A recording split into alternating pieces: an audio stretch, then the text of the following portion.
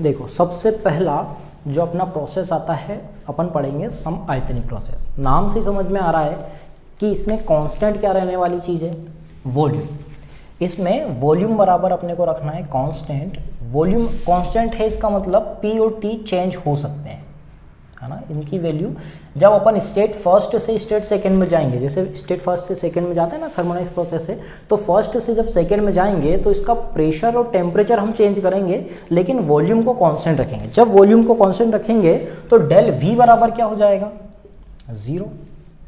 मतलब वॉल्यूम में कोई चेंज नहीं, V1 और V2 बराबर हो जाएगा, ऐसा बोल सकते हैं। तो यहाँ पे जो लॉ यूज होता है वो यूज होता है गेलुसेक का नियम।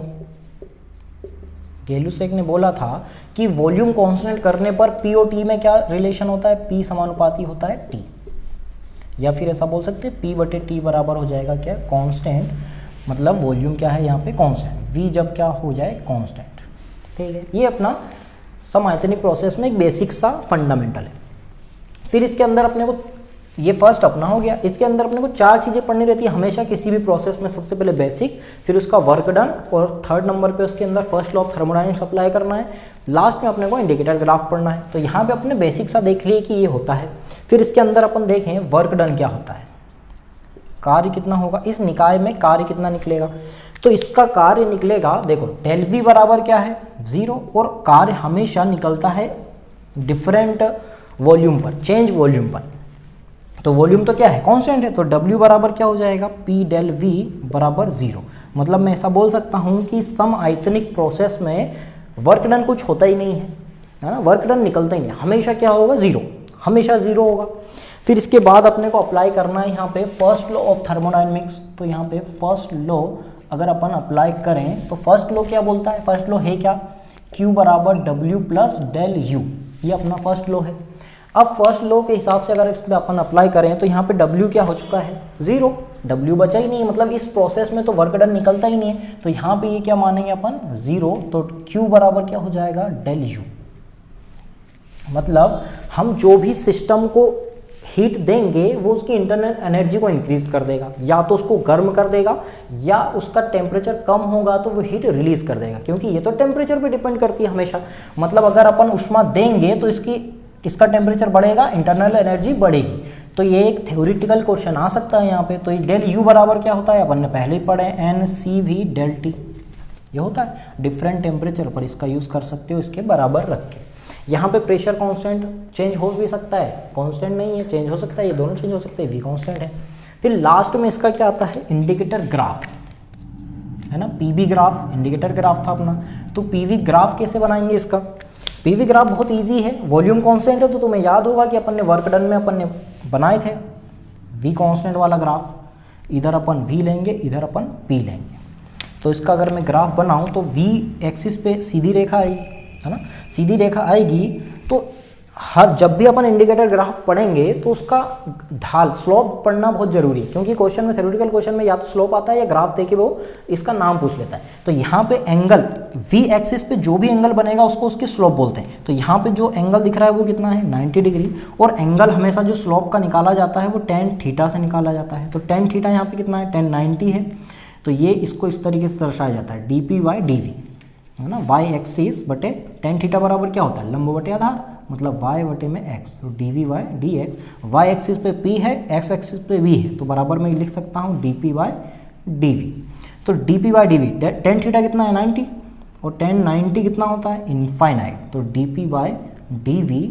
तो ऐसा बोल सकता हूँ यहाँ पे कि dP/dV बराबर कितना आएगा इनफाइनाइट। मतलब सम आयतनिक प्रोसेस में जो ग्राफ इंडिकेटर ग्राफ होता है उसकी स्लोप कितनी होती है इनफाइनाइट। ये सारी बेसिक जानकारी है और सबसे इजी प्रोसेस यही है समझने के लिए। 4 चीज़ें पढ़नी है अपने को। सबसे पहला कौन सा पढ़ना रहता है, इसके बारे में बेसिक, जो भी लॉ लगने वाला है वो पढ़ते हैं।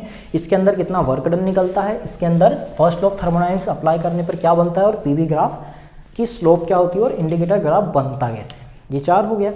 इस लॉ की थ्योरेटिकल भी तुम्हें थ्योरी वाला भी याद करना पड़ेगा पोर्शन की, थ्योरी में इसको कैसे बोलते हैं। तो यहाँ पे हम बोल सकते हैं कि जो भी एनर्जी हीट जो भी दी जाएगी उसका टेम्परेचर इंक्रीज होगा, या फिर उसकी इंटरनल एनर्जी बोल सकते हैं, इंटरनल एनर्जी इंक्रीज या डिक्रीज होगी अगर हीट रिलीज भी हो रही है। तो ये अपना फर्स्ट प्रोसेस खत्म हुआ सम आयतनिक वाला। अब अपन अगला प्रोसेस पढ़ते हैं सम दाबी। देखो अगला जो अपना प्रोसेस आता है वो है समदाबी। समदाबी भी नाम से समझ में आ रहा है कि प्रेशर क्या हो जाएगा यहाँ पे कांस्टेंट, प्रेशर बराबर कांस्टेंट, मतलब डेल पी बराबर क्या हो जाएगा 0। तो डेल पी बराबर 0 है, लेकिन अपने पास वी और टी और भी अपने पास क्या थे कोऑर्डिनेट्स थे, वो क्या होंगे चेंज होंगे, लेकिन ये क्या रहेगा उस दौरान कांस्टेंट रहेगा। वी टी चेंज होते रहेंगे लेकिन पी क्या होगा कांस्टेंट होगा। अब इसके अंदर जो लॉ लगता है वो लगता है चार्ल्स का नियम। चार्ल्स ने बोला था जब P कांस्टेंट होगा तो V समानुपाती होगा T, मतलब जैसे टेम्परेचर बढ़ेगा वॉल्यूम भी बढ़ेगा, या फिर V/T बराबर क्या हो जाएगा कांस्टेंट हो जाएगा। ये होगा अपना P कांस्टेंट पर। इसको अपन V1/T1 बराबर V2/T2 बराबर यूज़ कर सकते हैं, या PV बराबर nRT से अपन ने P1 V1/T1 बराबर P2 V2/T2 भी पढ़ा था। तो चार्ल्स का नियम यहाँ पे लागू होता है, यहाँ पे चार्ल्स का नियम लागू होता है।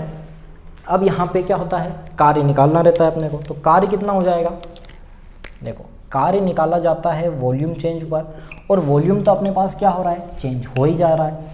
तो वर्क डन बराबर क्या होता है W बराबर P डेल V होता है ना। लेकिन यहाँ पे अगर मान low pressure constant volume change हो रहा है, जैसे भी चेंज हो रहा है वैसे लिख सकते हैं, या तो ऐसे लिख सकते हैं या फिर ऐसे लिख सकते हैं, इनिशियल से V फाइनल P dV, इसका समाकलन भी कर सकते हैं, इस तरीके से लिख सकते हैं। ये अपन ने पहले पढ़ लिए हैं, वॉल्यूम चेंज होता है तब। अब थर्ड अपना क्या आता है इसका फर्स्ट लॉ ऑफ थर्मोडायनेमिक्स। तो फर्स्ट लॉ अपने को लगा के देखना है, तो फर्स्ट लॉ लगाएंगे तो क्या होता है फर्स्ट लॉ Q बराबर W प्लस डेल U। यहाँ पे W भी निकलेगा, Q और डेल U तो जीरो होंगे नहीं इस प्रोसेस में, तो यहाँ पे W की वैल्यू भी रखेंगे, Q की वैल्यू भी रखेंगे। Q की वैल्यू अपन को पहले से पता है NCP डेल T है बराबर W निकलता है P डेल V प्लस में डेल U निकलता है NCB डेल T। इस तरीके से जैसे अपन ने फर्स्ट लॉ ऑफ थर्मोडायनेमिक्स अभी लिखे थे मेयर के फॉर्मूले में। तो अब इससे थ्योरेटिकल क्वेश्चन क्या पूछ सकता है, मतलब थ्योरेटिकल क्वेश्चन ये है कि जो भी तुम ऊष्मा दोगे वो दो भाग में बढ़ जाए, एक सिस्टम के द्वारा कार्य किया जाएगा और एक है उसकी इंटरनल एनर्जी को इंक्रीज करेगा। ठीक है, या तो वर्क डन में चला जाएगा वो पोर्शन, कुछ पोर्शन वर्क डन में जाएगा और कुछ पोर्शन कहाँ चला जाएगा उसकी इंटरनल एनर्जी में चला जाएगा। अब इंटरनल एनर्जी में कितना जाएगा, देखो वर्क डन और इंटरनल एनर्जी में क्या रिलेशन होगा। अगर इंटरनल एनर्जी में पोर्शन जा रहा है तो अपन क्या लिखेंगे डेल U बटे में Q लिखेंगे, और अगर वर्क डन में जा रहा है तो W बटे Q लिखेंगे। इंटरनल एनर्जी में जो जाएगा वो जाएगा 1/गामा पोर्शन जाएगा इसका, 1/गामा अंश किस में जाएगा इंटरनल एनर्जी में अगर पूछा जाए तो, और अगर W में वर्क डन में कितना पोर्शन जाएगा इसका, तो इसमें से एक में से माइनस कर दो 1/गामा, इतना अंश इसका वर्क डन में जाएगा और 1/गामा अंश इसका इंटरनल एनर्जी को इंक्रीज करेगा। मान लो कि उसने कितना भी मान दे दिया है उसको बराबर कर देना है तुम्हें। अगर डेल U कितना अंश निकल रहा है, डेल U और W अगर पूछ रहा है तो कितना अंश कार्य में जाएगा, तो इस फॉर्मूले से निकाल लेना। गामा का मान मोनोएटॉमिक, डायटॉमिक और पॉलीएटॉमिक के लिए अपन पढ़ने वाले हैं और बता भी चुका हूँ कितना होता है। तो ये क्वेश्चन अगर तुम्हें याद है तो इससे तुम इसका अंश निकाल सकते हो, आसानी से निकाल लोगे, कोई बड़ी बात नहीं है। ऐसा नहीं है कि इसकी वैल्यू में निकलेगा, इसका मान जैसे कि 50, 40 भाग, 30 भाग, इस तरीके से ये आंसर निकलेगा। तो अपने पास first law of thermodynamics apply करेंगे तो ये फॉर्मूला बनेगा। फिर लास्ट में इसका क्या आ जाता है इंडिकेटर ग्राफ, पीबी ग्राफ। तो पीबी ग्राफ बनाएंगे तो अपने पास एक एक्सिस पे अपने को P लेना है और दूसरे एक्सिस पे अपने को V लेना है। यहाँ P ले लिए और ये V ले लिए। अब यहाँ पे अपने को पता है P कांस्टेंट, और मैंने बोला था जो भी कांस्टेंट होता है उस पर सीधी लाइन आ जाती है। तो यहाँ पे सीधी लाइन में कहाँ बनाऊंगा P एक्सिस पे सीधी लाइन बनाऊंगा, तो यहाँ पे आ जाएगी अपने पास सीधी लाइन। अब ये वॉल्यूम बढ़ेगा या वॉल्यूम घटेगा ये उसके इंडिकेटर ग्राफ पे डिपेंड करेगा। अब वॉल्यूम बढ़ेगा घटेगा ये तो डिपेंड कर रहा है, तो इसी से डिसाइड होगा अपने पास वर्क डन कितना होगा। अगर वॉल्यूम बढ़ रहा है ना, प्रसार हो रहा है, तो प्रसार के टाइम क्या होता है कार्य लेते हैं अपन W बराबर पॉजिटिव। अगर वो संपीड़न हो रहा है इस तरफ आ रहा है, अपन ने पहले ही पढ़े हैं, तो संपीड़न के टाइम क्या लेते हैं अपन वर्क डन लेते हैं नेगेटिव। ठीक है, वर्क डन नेगेटिव ले लिए। ये इंडिकेटर ग्राफ बता रहा है। फिर मैंने बोला था कि इसमें तुम्हें स्लोप भी बताते आना चाहिए, तो इसकी स्लोप कैसे निकालेंगे, इस एक्सिस पे जो भी एंगल बनेगा उसको टेन थीटा के बराबर कर देंगे। तो यहाँ पे ये बराबर ही है, मतलब 0 डिग्री का डिफरेंस है इन दोनों के बीच। तो टेन थीटा मतलब टेन 0 डिग्री बराबर में वही dp/dv लिखूंगा। dp/dv टेन 0 कितना होता है, 0 होता है, तो dp/dv बराबर कितना हो जाएगा, 0। तो ये इसकी स्लोप निकलेगी क्या, 0। अब ज़्यादा से ज़्यादा क्वेश्चन क्या बन सकता है, यहाँ से वर्क डन निकालने को बोलेगा। वर्क डन का यूज़ वही फर्स्ट लॉ थर्मोडायनामिक्स में जैसे अपन ने फर्स्ट लॉ अभी पढ़े थे। एक्चुअल में फर्स्ट लॉ यही वाला एक्चुअल वाला है। फिर इसका कितना अंश वर्क डन में जाएगा और कितना अंश इसकी इंटरनल एनर्जी में जाएगा उसको कैसे निकाल सकते हो, मोनोएटॉमिक डायटोमिक के मान तुम्हें याद होने चाहिए गामा के, तो उसका यूज़ करके तुम निकाल सकते हो। पीवी ग्राफ दिया रहेगा तो ये इजीली समझ में आ जाएगा कि सीधी लाइन तुम्हें पी एक्सिस पे दिख रहा है तो वो क्या हो गया, पी क्या हो गया, कॉन्स्टेंट हो गया। उसकी स्लोप कितनी होती है, 0 होती है। ये अपना खत्म हुआ सम दाबी वाला। अगला अपन पढ़ते हैं सम तापीय वाला। देखो आगे बात करते हैं अपन, थर्ड प्रोसेस है हमारे पास सम तापीय प्रक्रम। सम तापीय प्रक्रम भी नाम से समझ में आ रहा है ना। फटाफट इसका दो ही बेसिक है कि यहाँ पे टेम्परेचर क्या रहेगा, कांस्टेंट रहेगा, लेकिन P और V में चेंज आएगा, इनमें चेंज आएगा, मतलब डेल T बराबर क्या हो जाएगा, 0। यहाँ पे जो नियम लगेगा वो लगेगा बॉयल का नियम। बॉयल ने बोला था कि टेम्परेचर जब कांस्टेंट होगा तो P समानुपाती होता है 1/V के, 1/V के, या PV बराबर क्या हो जाएगा, कांस्टेंट। अब PV बराबर कांस्टेंट हुआ तो PV बराबर एक चीज़ और होती है कांस्टेंट टेम्परेचर पर, PV बराबर nRT का। मतलब इस प्रोसेस में हम PV बराबर nRT का यूज़ करेंगे। PV बराबर कांस्टेंट है तो अपन इसको P1 V1 बराबर P2 V2 किसी भी कांस्टेंट को ऐसा लिख सकते हैं अपन, है ना, कोई बड़ी बात नहीं है। ये एक इसका बेसिक सा फंडामेंटल हो गया। फिर इसके अंदर अपने को क्या निकालना रहता है, वर्क डन निकालना रहता है। तो सेकंड चीज़ अपन निकालेंगे क्या इसमें, कार्य। अब यहाँ पे ये जो समतापी प्रक्रम है ये बहुत ही स्लो प्रोसेस है ना, क्योंकि अगर फास्ट प्रोसेस होगी तो इसका टेम्परेचर बहुत जल्दी जल्दी चेंज होगा। कोई भी स्लो प्रोसेस होती है जब उसका टेम्परेचर बहुत टाइम बाद चेंज होता है, धीरे धीरे धीरे चेंज होता है, इसलिए अपन उसको क्या मान लेते हैं, समतापी मान लेते हैं। तो जो भी स्लो प्रोसेस होगी, मतलब जो भी स्लो प्रोसेस होगी, उस स्लो प्रोसेस की खास बात ये होगी कि वो कहलाएगी अपने पास समतापी। तो स्लो प्रोसेस है ये बहुत ज़्यादा। तो स्लो प्रोसेस में जो अपन वर्क डन निकालेंगे वो डायरेक्टली निकालेंगे P डेल V कर दिए, क्योंकि वॉल्यूम भी धीरे धीरे स्लो है तो स्लो चेंज होगा। तो जब भी चीज़ें स्लोली चेंज होती हैं तो अपन यूज़ करते हैं समाकलन का। तो यहाँ पे W बराबर क्या होता है, P डेल V होता है। इसको मैं T ये भी लिखा था मैंने, P इनिशियल से P फाइनल तक। तो इसका अपने को फाइनल और इनिशियल के बीच क्या करना पड़ेगा, समाकलन करना पड़ेगा। अब अपन क्या एक चीज़ को कांस्टेंट मान के अपन दूसरे को चेंज कर सकते हैं। अब यहाँ पे टेम्परेचर कांस्टेंट हो रहा है और ये दोनों चेंज हो रहा है, तो ये दोनों ही इस फॉर्मूले में यूज में आ रहा है। तो अपने को क्या करना पड़ेगा, किसी एक को हटा के दोनों एक जैसी चीज करनी पड़ेगी, क्योंकि एक ही के ऊपर अपन फॉर्मूला बना सकते हैं। तो मैं PV बराबर nRT से यहाँ पे चेंज करके क्या लिख सकता हूँ, P बराबर nRT बटे में क्या लिख देता हूँ, V। तो मैं इस P की जगह पे ये पूरा मान रख देता हूँ। तो यहाँ पे W बराबर क्या हो जाएगा, W बराबर हो जाएगा इनिशियल टू फाइनल, P की जगह जाएगा nRT बटे में क्या जाएगा, V इंटू में dV। अब V और dV का मैं क्या कर सकता हूँ, समाकलन कर सकता हूँ। dV बटे V और nRT क्या है, कांस्टेंट। तो W बराबर nRT को मैं बाहर लिख रहा हूँ और इस पूरे को अपन लिख सकते हैं E बेस पर लोग ln, और ये आ जाएगा अपने पास V2 बटे V1, ऐसा लिखते हैं। अब यहाँ पे E बेस पे है, इसको 10 बेस पे लाने के लिए W बराबर अपने को लिखना पड़ेगा 2.303 nRT log 10 बेस पर V2 बटे V1। ये वॉल्यूम चेंज है, ठीक है। अब अपन ने ये भी लिखे हैं कि P1 V1 बराबर P2 V2 होता है। तो मैं P1 V बटे P2 करता हूँ, तो देखो P1 V1 बराबर P2 V2, तो मैं P1 बटे P2 बराबर V2 बटे V1 निकालता हूँ, तो ये पूरी वैल्यू मैं यहाँ पे रख सकता हूँ। तो V2 बटे V1 क्या आ जाएगा, P1 बटे P2। मतलब अपने पास वर्क डन के दो फॉर्मूले बनते हैं इसमें, एक बनता है ये वाला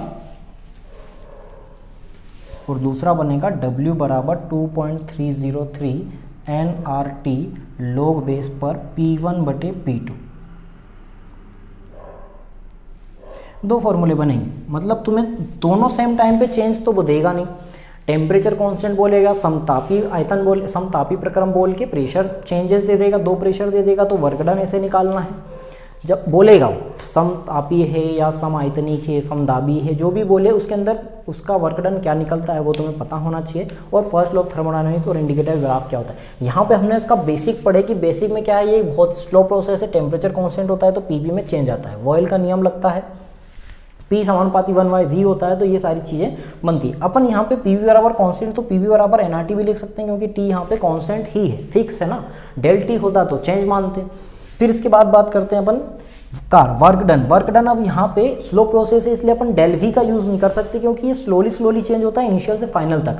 तो यहाँ पे अपने को यूज़ करना पड़ेगा किसका, समाकलन का। और समाकलन करके फाइनल फॉर्मूले दो बनते हैं, एक वॉल्यूम के लिए बन रहा है और एक प्रेशर के लिए बन रहा है। तो वॉल्यूम के लिए ये वाला यूज़ हो रहा है, प्रेशर के लिए ये वाला यूज़ हो रहा है। ये दोनों ही फॉर्मूले लग जाएंगे जैसा जैसा क्वेश्चन में डाटा दिया रहेगा, ठीक है। अब अपन इसके दो चीज़ और पढ़ने की, अपनी दो चीज़ कौन कौन सी है, एक है इसका इंडिकेटर ग्राफ और एक इसमें लगाना है अपने को फर्स्ट लॉ ऑफ थर्मोडायनेमिक्स, ठीक है। तो अपन देखते हैं आगे। देखो इसकी अगली चीज़ अपने पास क्या थी, इसमें अपने को first law of thermodynamics apply करना है। तो फर्स्ट लॉ क्या बोलता है, फर्स्ट लॉ बोलता है कि Q बराबर होता है W प्लस डेल U। इसमें कांस्टेंट क्या चीज़ है, टेम्परेचर, मतलब टेम्परेचर में चेंज नहीं आ रहा है। अगर टेम्परेचर में चेंज नहीं आएगा तो इसकी इंटरनल एनर्जी में भी कोई चेंज नहीं आएगा क्योंकि U समानुपाती होती है T।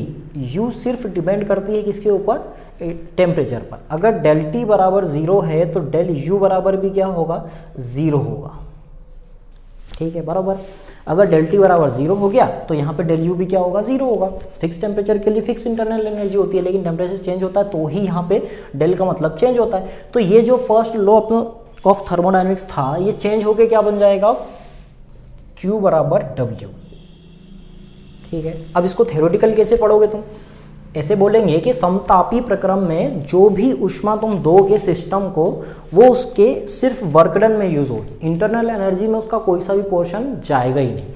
मतलब अगर तुम एनर्जी दे रहे हो किसको, सिस्टम से सराउंडिंग को, है ना, जब रिलीज होगी तो माइनस क्यू लेंगे, जब सिस्टम सराउंडिंग से सिस्टम को दी जाएगी तो प्लस क्यू लेंगे। तो जब सराउंडिंग से सिस्टम को एनर्जी दी जाएगी तो ऊष्मा अवशोषित हो रही, प्लस क्यू, मतलब सिस्टम खुद काम करेगा तो वर्क डन क्या आएगा, प्लस ही आएगा। जब सिस्टम रिलीज करेगा माइनस क्यू तो वर्क डन क्या आएगा, माइनस। मतलब दोनों के साइन क्या होंगे, सेम चलेंगे। अगर ऊष्मा दोगे तो वर्क खुद ही काम करेगा।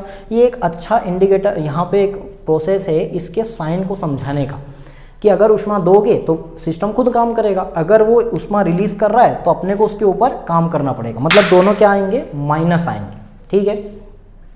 ये अपना क्या हो गया, फर्स्ट लॉ ऑफ थर्मोडायनेमिक्स। अब अपन आगे देखते हैं इसका इंडिकेटर ग्राफ। तो इंडिकेटर ग्राफ में बहुत सारे ग्राफ बन सकते हैं इसमें। तो पीवी ग्राफ की पहले स्लोप वगैरह निकालेंगे। तो पीवी ग्राफ में देखो क्या होता है, अब यहाँ पे बॉयल का नियम लग रहा है ना, बॉयल का नियम। तो इधर V लेंगे, इधर क्या लेंगे अपन, P लेंगे।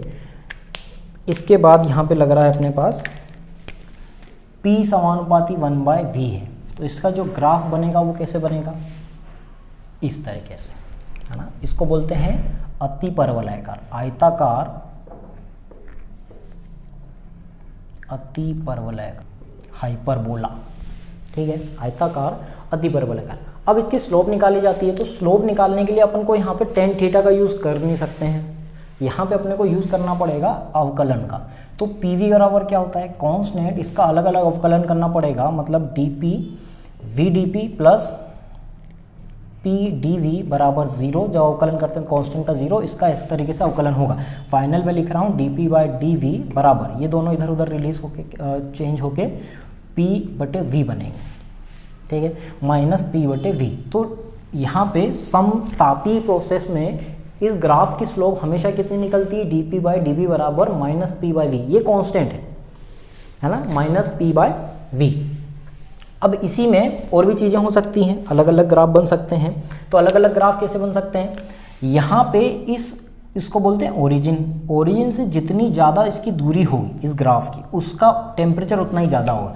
मतलब यहाँ पे अगर सीधी इसको मैं बाद में बताऊँ, यहाँ पे एक ग्राफ और बन सकता है विभिन्न टेम्परेचर पर, विभिन्न तापों पर, जैसे मान लो T1 बार T2 है, तो T1 T2 पर अगर ग्राफ बनाऊँ, P है इधर V है, दो ग्राफ इस तरीके से, दो ग्राफ हैं इस तरीके से, और ये T1 पर है और ये T2 पर है, तो दिख रहा है कि ओरिजिन से दूरी किसकी ज़्यादा है ना, दो अलग अलग ग्राफ हैं, तो T1 की ओरिजिन से दूरी ज़्यादा है और T2 की क्या है, कम है। तो इस ग्राफ से तुम देख सकते हो कि T1 क्या है, ज़्यादा है, T2 कम है। मतलब नॉर्मली तुम देख के भी बता सकते हो कि जितना ग्राफ दूर होगा उसका टेम्परेचर उतना ही क्या होगा, ज़्यादा होगा। या फिर ऐसे भी बोल सकते हैं कि एक कांस्टेंट प्रेशर मान लो और यहाँ पे अपन अलग अलग वॉल्यूम मान लें, ये V1 है और ये V2 है। V2 क्या है, ज़्यादा है, V1 क्या है, कम है।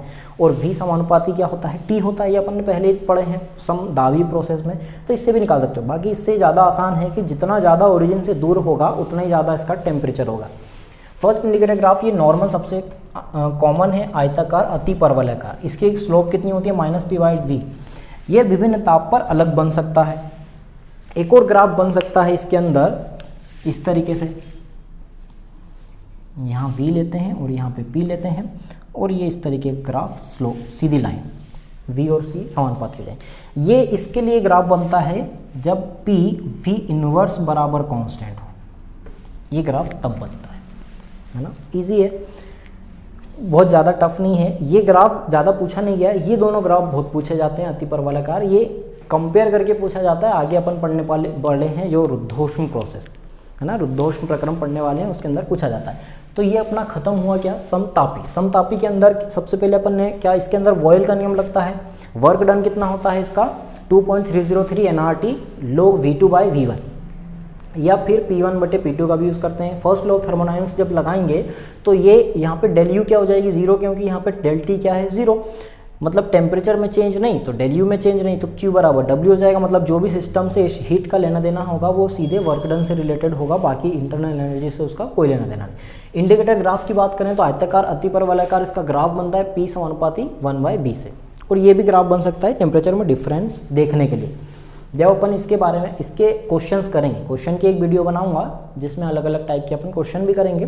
इस वीडियो में पूरा का पूरा चैप्टर ही है सिर्फ, ठीक है। फिर अपन इसके क्वेश्चन भी करेंगे अलग अलग टाइप के। तो अगला प्रोसेस पढ़ते हैं अपन, रुद्धोष्म प्रक्रम। हमारे पास जो अगला सिस्टम आता है सबसे लास्ट है, वो सबसे ज़्यादा इम्पोर्टेंट भी, क्योंकि इसके अंदर बहुत सारे बेसिक यूज़ होते हैं। लास्ट प्रोसेस हमारे पास जो आता है वो आता है एडियाबेटिक सिस्टम। इस सिस्टम की खास बात क्या है, तुम्हें याद होगा जब हमने सिस्टम पढ़े थे तो 3 टाइप के सिस्टम पढ़े थे, ओपन सिस्टम, क्लोज सिस्टम और एडियाबेटिक सिस्टम। तो एडियाबेटिक की खास बात क्या थी कि इससे किसी भी चीज़ का ट्रांसफ़र नहीं हो सकता, ना पदार्थ हो सकता है, मैटर हो सकता है, ना ही कोई हीट ट्रांसफ़र हो सकता है। तो यहाँ पे एडियाबेटिक में ये कोई सिस्टम है, इस सिस्टम के आसपास कोई ऐसी लेयर रहेगी जो हीट ट्रांसफ़र को रोक देगी। मतलब इसके बाहर अब हीट का ट्रांसफ़र नहीं रहेगा, हीट इसके अंदर जितनी है उतनी की उतनी रहेगी।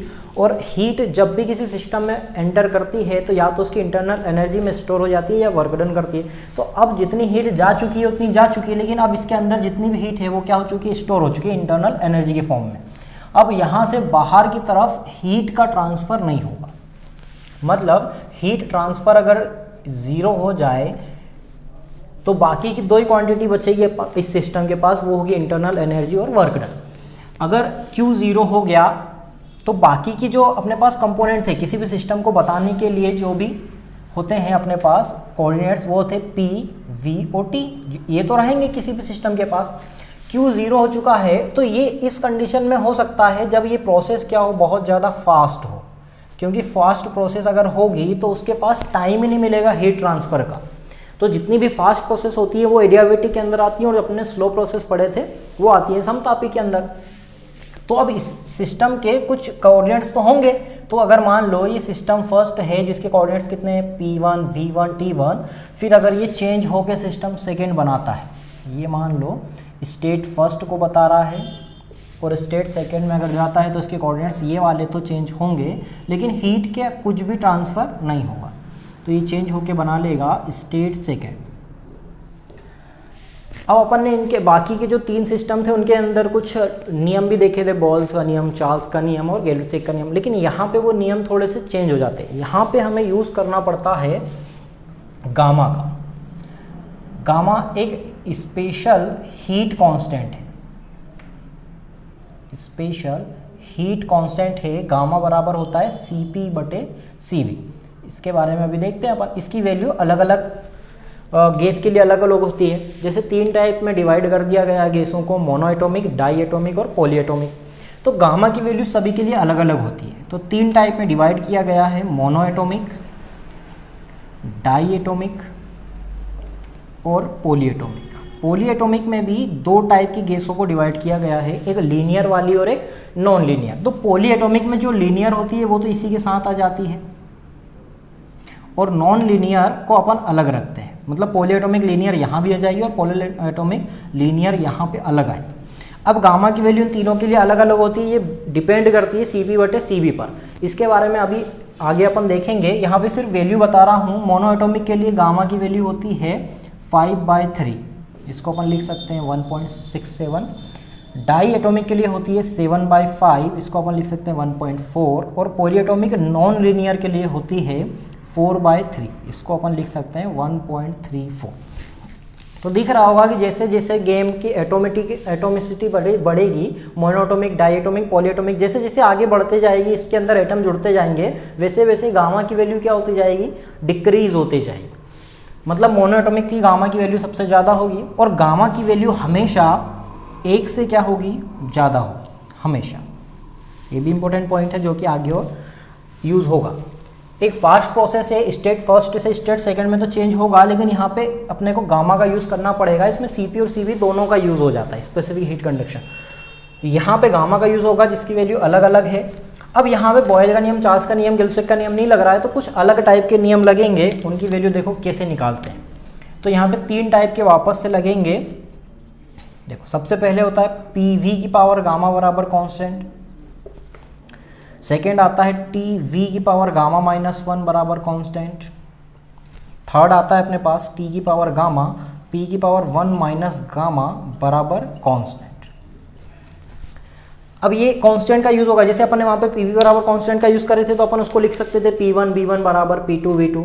अब यहाँ पे PV की पावर गामा है, तो इसको अपन क्या लिख सकते हैं, P1 V1 की पावर गामा बराबर P2 V2 की पावर गामा। सेम ऐसे ही अनुपात अपन बना सकते हैं इनके लिए। अगर कभी दे दिया जाए कि स्टेट फर्स्ट का ये अपने पास प्रेशर है, ये वॉल्यूम है, स्टेट सेकंड का प्रेशर ये है, तो वॉल्यूम कितना होगा, तो यहाँ पे इन तीनों में स्टेट फर्स्ट से स्टेट सेकंड में जब भी चेंज होगा, तो ये सारे तुम चेंज करके बता सकते हो कि स्टेट सेकंड का अपने पास क्या वॉल्यूम, प्रेशर, टेम्परेचर आएगा। यूज़ करना है तुम्हें गामा का। गामा की वैल्यू सबके लिए अलग अलग होती है। जब भी गैस बोलेगा तो बोल देगा कि किसी सिस्टम में ऑक्सीजन भरी हुई है, अगर उसको अपन प्रेशर वॉल्यूम ये है, कुछ चेंज करके अपन ने प्रेशर वॉल्यूम ये कर दी है, तो सेकंड स्टेट का कुछ भी एक चीज़ गायब करके पूछ लेगा वॉल्यूम कितना होगा। तो जैसे कि ऑक्सीजन बोला है तो डायटोमिक होती है, डायटोमिक के लिए तुम्हें गामा का यूज़ ये करना पड़ेगा। ये अपने पास इसका पूरा एडियाबेटिक के अंदर बेसिक आता है। बेसिक में सबसे इंपॉर्टेंट पॉइंट ये है कि ये एक फास्ट प्रोसेस है। फास्ट प्रोसेस इसलिए अपने पास एडियाबेटिक में आएगा क्योंकि हीट ट्रांसफर का उसको टाइम ही नहीं मिलेगा। हीट ट्रांसफर के लिए कुछ टाइम चाहिए, जैसे कि ट्यूब का फटना है, ट्यूब भरते में अपन हवा भरते हैं और ब्लास्ट हो जाता है, तो उस दौरान हीट ट्रांसफर का टाइम नहीं मिलता है, तो वो प्रोसेस आ जाएंगी किसके अंदर, अपने पास एडियाबेटिक में। हीट ट्रांसफर होने ही नहीं देना है, तो ये इसका बेसिक सा है। अब इसके अंदर अपने को अगला पढ़ना है वर्क डन, फिर इसके अंदर पढ़ेंगे अपन फर्स्ट लॉ ऑफ थर्मोडायनामिक्स, फिर लास्ट में देखेंगे इसका अपने पास इंडिकेटर ग्राफ। तो सेकेंड अपन इसका देखते हैं क्या, वर्क डन। जब इसका अपन वर्क डन देखेंगे तो अपन बाकी जैसे अपन ने तीनों सिस्टम का निकाले थे, जैसे W बराबर P डेल V होता है, P इंटू में V2 माइनस V1 होता है, यहाँ पे अपन इसका यूज ऐसे नहीं कर सकते, क्योंकि यहाँ पे देखो Q बराबर 0 है, Q बराबर 0 है, लेकिन यहाँ पे बाकी सारी क्वांटिटी चेंज हो रही, PV चेंज, VV चेंज और TV चेंज। तो यहाँ पे अब P V2 माइनस V1 का यूज़ करेंगे नहीं, क्योंकि वॉल्यूम के माथे पे एक चीज़ आ जाती है, क्या होती है वो, गामा। अपने को यहाँ पे गामा का यूज़ भी करना पड़ेगा। तो इस दौरान अपने को वर्क डन कैसे निकालना है, तो वर्क डन निकालने के लिए, चूंकि अब यहाँ पे जो Q है वो क्या है, 0 है, तो जो भी वर्क डन किया जाएगा वो इंटरनल एनर्जी के द्वारा ही किया जाएगा। तो देखो उसको कैसे कंपेयर करते हैं अपन, इंटरनल एनर्जी ही होगी जो यूज में आएगी किसके, इसके वर्क डन में। तो W यहाँ से यहाँ तक जब सेकेंड स्टेट में जाएगा तो इंटरनल एनर्जी का यूज करेगा। तो यहाँ पे इसका वर्क डन कैसे निकाला जाता है, W बराबर स्टेट फर्स्ट के कोऑर्डिनेट्स माइनस स्टेट सेकेंड के कोऑर्डिनेट्स, स्टेट फर्स्ट के कोऑर्डिनेट्स बटे में स्टेट सेकेंड के कोऑर्डिनेट्स, बटे में आ जाएगा गामा -1।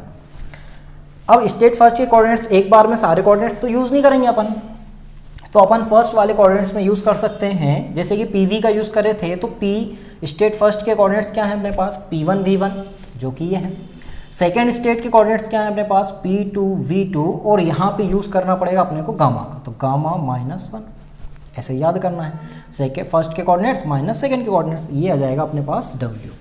लेकिन अपने पास एक चीज़ रह गई है टेम्परेचर, तो टेम्परेचर को अपन इसके यहाँ पे यूज़ करके कैसे अलग कर सकते हैं, तुम याद हो तो PV बराबर nRT का यूज़ अपन कर सकते हैं, कहीं भी इसका यूज़ कर सकते हैं अपन।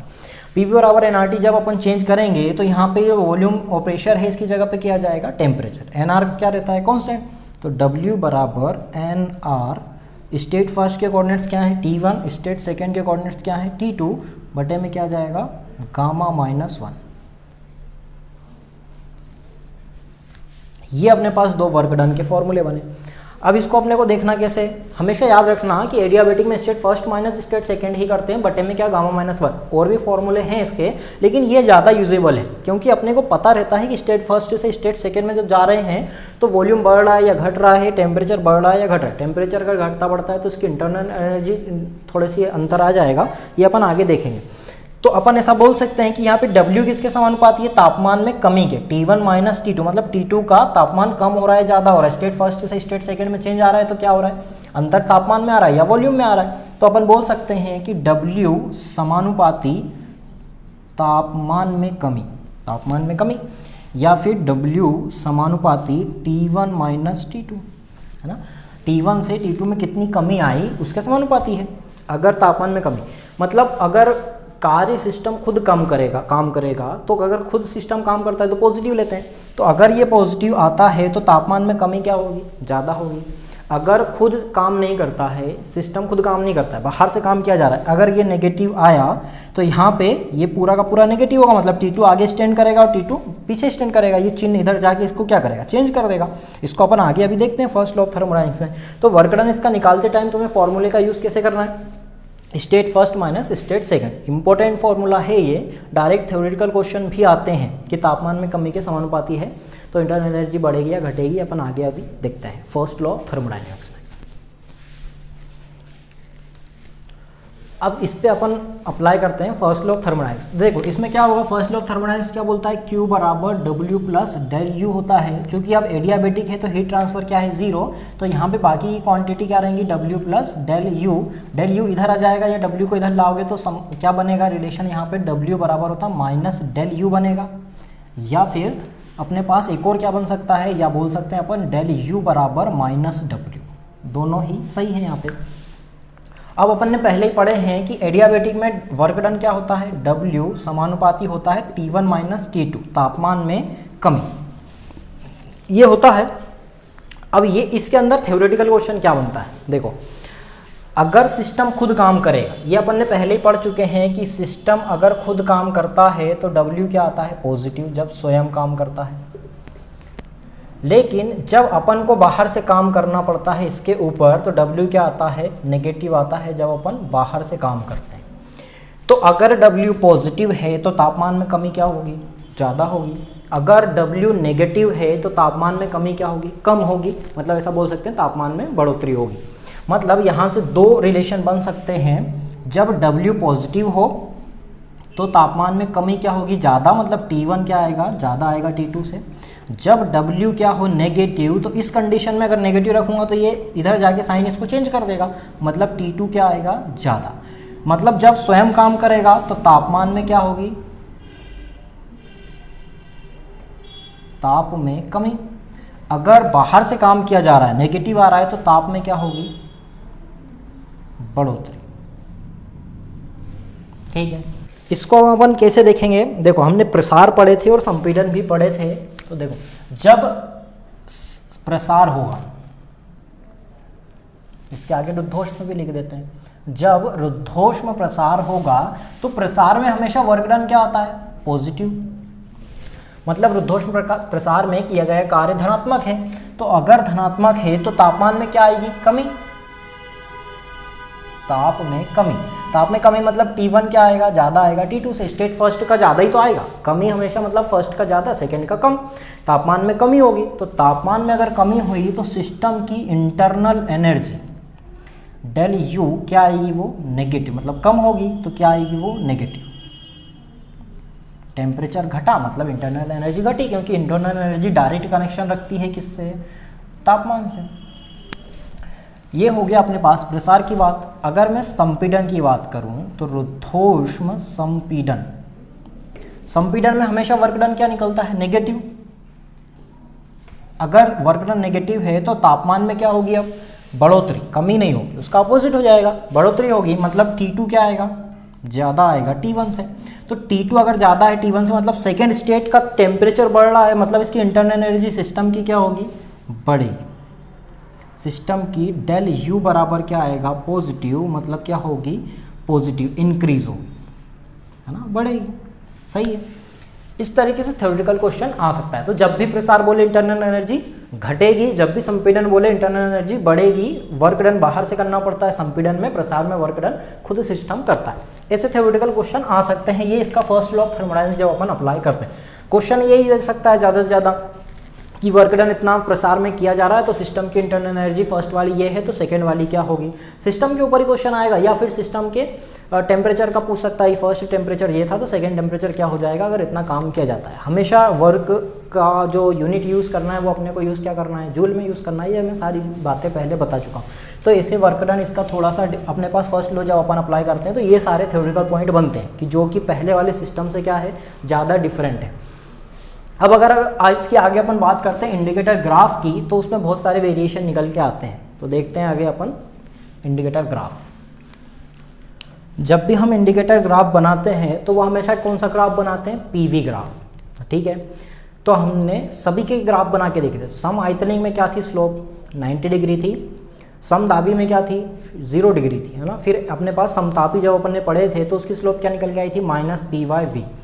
समतापी में जो ग्राफ बना था वो क्या बना था अपने पास, आयताकार अति परवलयाकार। समतापी की जब अपन बात करें तो वहाँ पे स्लोप कितनी निकली थी, dp बटे में dv बराबर -p/v। ये और ग्राफ क्या बना था अपने पास, आयताकार अति परवलयाकार। इस तरीके का एक ग्राफ बना था, इधर v ले रहे थे इधर p ले रहे थे। इसको बोलते हैं अपन अति परवलयाकार, आयताकार अति परवलयाकार। जब अपन किस में बनाते हैं, रुद्धोष्म वाले में, तो रुद्धोष्म वाले में पीवी बराबर कांस्टेंट नहीं होता है। रुद्धोष्म वाले में क्या होता है, पीवी की बराबर, पीवी की पावर गामा बराबर कांस्टेंट। तो जब इसका अवकलन करके अपन उसकी स्लोप निकालते हैं तो ये निकल के आती है dp बटे dv बराबर -गामा p बटे में v। मतलब ये समतापी वाले से इसकी स्लोप क्या निकलेगी, ज़्यादा। स्लोप क्या है, यही है स्लोप कि ये आगे जाके कितना नीचे जुड़ता है ना। जैसे सीधी लाइन थी तो 90 डिग्री था, ऐसे था तो ये जुड़ा हुआ ही था, 0 डिग्री था। अगर ये ऐसे जाके जुड़ता है तो कहाँ जाके जुड़ेगा, और इन दोनों के बीच जो भी एंगल निकलेगा उसको अपन क्या बोलते हैं, स्लोप। तो यहाँ पे समतापी में निकली py/v, तो यहाँ पे गामा py/v, मतलब गामा मान में अपन देखें तो रुद्धोष्म बटे समतापी, रुद्धोष्म बटे समतापी कंपैरिजन देखें तो दोनों में कंपेयर करेंगे तो गामा ज़्यादा निकलेगा किससे, समतापी से, रुद्धोष्म का। मतलब रुद्धोष्म की स्लोप हमेशा ज़्यादा आएगी गामा से। अब ये पावर किसकी है, गामा, वॉल्यूम की पावर है गामा। मतलब ऐसा मैं बोल सकता हूँ कि अगर इसकी स्लोप ज़्यादा बढ़ती है तो किस साइड बढ़ेगी, वॉल्यूम के साइड बढ़ेगी, क्योंकि वॉल्यूम की पावर क्या आ रही है अपने पास, गामा। तो इसका जब अपन ग्राफ बनाएंगे, इधर वॉल्यूम लूँगा, इधर क्या लूँगा मैं, प्रेशर। तो जब इसका ग्राफ अपने को ऐसा नहीं बनाना है। अब इसकी स्लोप किसकी तरफ ज़्यादा आ जाएगी, वॉल्यूम की साइड। मतलब इसका अति परवलयाकार तो बनेगा लेकिन थोड़ा सा स्लोप किसकी तरफ ज़्यादा आएगी, वॉल्यूम की साइड आएगी। ये तो अपन सिंपल सा देखें, ये प्रसार के लिए बनाते हैं, ठीक है। ये तो बनाए अपन ने नॉर्मली, इसकी स्लोप ज़्यादा है। लेकिन अपन जब गामा का देखते हैं तो गामा के लिए अपने पास 3 वैल्यू निकल के आती है, 1.67 मोनोएटॉमिक के लिए, 1.4 डाईएटॉमिक के लिए और 1.34 पॉलीएटॉमिक के लिए। तो यहाँ पे भी 3 टाइप के ग्राफ बनने चाहिए, ठीक है। तो अपने को पता है कि अगर गामा डिसाइड करता है कि इसकी स्लोप किस साइड जाएगी, वॉल्यूम की साइड। तो अगर गामा की वैल्यू ज़्यादा बढ़ती है तो इसकी स्लोप और ज़्यादा किसकी तरफ जानी चाहिए, वॉल्यूम की साइड। तो अगर अपन तीनों के लिए मिक्स ग्राफ बनाएं तो कैसे निकल के आएगा इसका ग्राफ, एक पॉइंट से स्टार्ट करते हैं, प्रसार के लिए बनाते हैं। तो 3 अगर इस तरीके की लाइन बनती है प्रसार के लिए, प्रसार हमेशा वॉल्यूम साइड होगा बड़े का, तो यहाँ पे अगर 3 लाइन खींचती है तो यहाँ पे अपने को पता है कि गामा की वैल्यू जितनी ज़्यादा होगी उसका स्लोप किधर होगा, अंदर की तरफ बढ़ते जाएगा। मतलब ये वाला जो बाहर आएगा वो गामा सबसे कम, फिर उससे ज़्यादा, फिर उससे ज़्यादा। तो अपन देखते हैं कि मोनोएटॉमिक की सबसे ज़्यादा मतलब अंदर की तरफ कौन आएगा, मोनोएटॉमिक, बीच में कौन आएगा, डाईएटॉमिक, सबसे बाहर कौन आएगा, पॉलीएटॉमिक। ये तो हुई अपने पास स्लोप प्रसार के लिए, ठीक है, ये तो बात हुई अपने पास प्रसार के लिए। लेकिन जब अपन इसका बनाते हैं क्या, संपीड़न के लिए, तो इसका अपोजिट ही बनता है, क्योंकि जिसकी स्लोप ज़्यादा वो ऊपर साइड जाने में भी क्या करेगा, थोड़ा धीमा जाएगा। तो ये एक ही पॉइंट से स्टार्ट करें तो यहाँ पे 3 अगर इस तरीके से लाइन आती है तो ये अपोजिट साइड बता रहा है किसके लिए, संपीड़न के लिए। तो सबसे बाहर साइड अब अपना पॉलीएटॉमिक नहीं होगा, सबसे बाहर साइड कौन होगा, मोनोएटॉमिक, क्योंकि रिवर्स जाते टाइम भी सबसे धीमे कौन जाएगा, फिर मोनोएटॉमिक। अगर फास्ट स्लोप इधर जा रही तो ऊपर जाते टाइम इधर जाना चाहिए। तो अगर इस पॉइंट में स्टार्ट करें तो अपन मोनोएटॉमिक बाहर, डाईएटॉमिक बीच में, और सबसे अंदर कौन आएगा, पॉलीएटॉमिक। क्योंकि प्रेशर के साइड तो क्या होना चाहिए, ज़्यादा नहीं झुकना चाहिए, ज़्यादातर हमेशा वॉल्यूम साइड ही कौन आएगा, बड़ी वैल्यू आएगी। नीचे आते टाइम अपने पास जो है स्लोप ज़्यादा वॉल्यूम की साइड आ रही है, ऊपर साइड वही की वही क्या हो जाएगी, थोड़ी सी स्लोप उसकी बढ़नी चाहिए, तो सीधी क्या होगी, मोनोएटॉमिक की आएगी। सिंपल है। अगर इन दोनों का मिक्स ग्राफ दे दे तो बनेगा कैसे, एक पॉइंट से स्टार्ट हुआ, इधर 3 इस तरीके से लाइन आ रही है, तो ये इस तरीके से जाएगी। मतलब ये पॉइंट अपना मूल बिंदु हो गया, तो इधर साइड प्रसार और इस साइड क्या आ जाएगा, संपीड़न। तो ये वाली जो लाइन है ये पूरी की पूरी क्या बताएगी अपने को, मोनोएटॉमिक। ये बीच वाली क्या बताएगी अपने को, डाईएटॉमिक, और सबसे इधर वाली बताएगी अपने को पॉलीएटॉमिक। तो इस तरीके का अपना मिक्स ग्राफ बनेगा। फिर अब बात करते हैं, अगर समतापी और रुद्धोष्म दोनों का ग्राफ क्या दे दे, वो साथ में दे दे, तो अपन यहीं पे बना के देखते हैं कि अगर दोनों का मिक्स ग्राफ दे दे, रुद्धोष्म और समतापी का, तो कैसे बनेगा।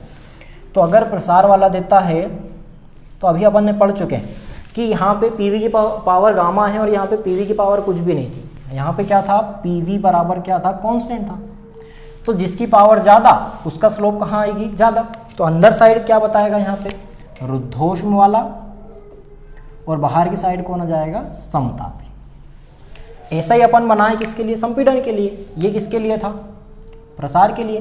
तो अगर इसका जस्ट अपन संपीड़न के लिए बनाए तो कैसे बनेगा, संपीड़न के लिए एक पॉइंट है, ये संपीड़न के लिए। तो जो बाहर साइड था वो कहाँ आ जाता है, अंदर साइड। तो ये वाला बनेगा समतापी और ये वाला बनेगा रुद्धोष्म। तो मतलब इस टाइम पे ये रुद्धोष्म और ये वाला क्या होगा, समतापी। ये इन दोनों का कंपैरिजन साथ में देखा जाए तो। अब अगर मान लो ये संपीड़न और रुद्धोष्म अपना प्रसार वाला ना दे और किस तरीके का दे दे, दोनों का मिक्स ग्राफ दे दे इस तरीके से, तो भी देख के बताने आना चाहिए।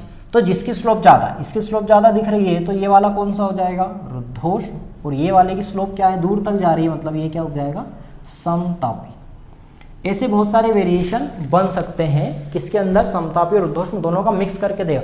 ये बहुत इंपॉर्टेंट है दोनों के ग्राफ मिक्सअप करना। तो ये सारे बनाते आना चाहिए। ये पीवी ग्राफ है, अकेले को तो तुम पहचान नहीं सकते हो, रुद्धोष्म वाले को हमेशा समतापी के साथ में ही पहचान सकते हो कि रुद्धोष्म वाला कौन सा होगा, समतापी वाला कौन सा होगा। लेकिन रुद्धोष्म वाला जब अकेला 3 बना के देगा, पॉलीएटॉमिक, डाईएटॉमिक और मोनोएटॉमिक के लिए, तब तुम्हें पहचानने आना चाहिए कि कौन सा मोनोएटॉमिक के लिए और कौन सा डाईएटॉमिक और कौन सा पॉलीएटॉमिक। जैसे जैसे गामा की वैल्यू बढ़ेगी, प्रसार के दौरान क्या होगा, वॉल्यूम साइड स्लोप बढ़ेगी, और संपीड़न के दौरान क्या होगा, वापस से दूर साइड में जाएगा कौन सा वाला, मोनोएटॉमिक का। ये सारे वेरिएशन अपन देखे पीवी ग्राफ में, ठीक है। ये सारे अपने प्रोसेस खत्म हो गए हैं। अब एक और प्रोसेस आता है पॉलीट्रोपिक प्रोसेस, जिसमें मैं थोड़ा सा अपना जो अपने पहले स्वतंत्रता की गोटी वगैरह भी यूज़ में करे थे अपन ने, सीपी सीवी, उसका एक फॉर्मेट बताता हूँ कि कैसे पॉलीट्रोपिक प्रोसेस में होता है, ठीक है। इनसे थोड़ा सा डिफरेंट होता है, आगे देखते हैं। पॉलीट्रोपिक प्रोसेस पढ़ने से पहले देखो थोड़ा सा हमको पहले बेसिक सा देख लेते हैं, जो अपन ने पहले पढ़ चुके हैं। सीपी, सीवी और डिग्री ऑफ फ्रीडम, इनकी बात आती रही है बार बार। यहाँ पे देखो हमने सीपी और सीवी के फॉर्मूले पढ़े थे। सीवी के फॉर्मूले क्या पढ़े थे, एक पढ़े थे F/2R, F/2R। तो सीपी बराबर क्या होता है, CV प्लस R, मतलब इसको अपन लिख सकते हैं F/2R प्लस R। एक सीवी का फॉर्मूला और हमने पढ़े थे, सीवी बराबर R बटे में गामा -1, ये गामा के फॉर्म में पढ़े थे। यहाँ पे क्या हो जाएगा, CP/CV बराबर क्या होता है, गामा। तो यहाँ पे CP बराबर क्या हो जाएगा, सीधे गामा का गुणा करना है। तो CP बराबर क्या हो जाएगा, गामा R बटे में क्या हो जाएगा, गामा -1। ये फॉर्मूले बनेंगे, ये हम पहले पढ़ चुके हैं। और बार बार डिग्री ऑफ फ्रीडम भी आया है। तो यहाँ पे F क्या है, F बोलते हैं स्वतंत्रता की कोटि, स्वतंत्रता की कोटि। तो देखो अगर हम देखें सभी के लिए, तो हमारे पास 3 टाइप की गैस होती हैं। एक होती है एक परमाणविक, जिसको मोनोएटॉमिक बोलते हैं, मोनोएटॉमिक। सेकंड आती है द्विपरमाणविक, जिसको डाईएटॉमिक इंग्लिश में बोलते हैं,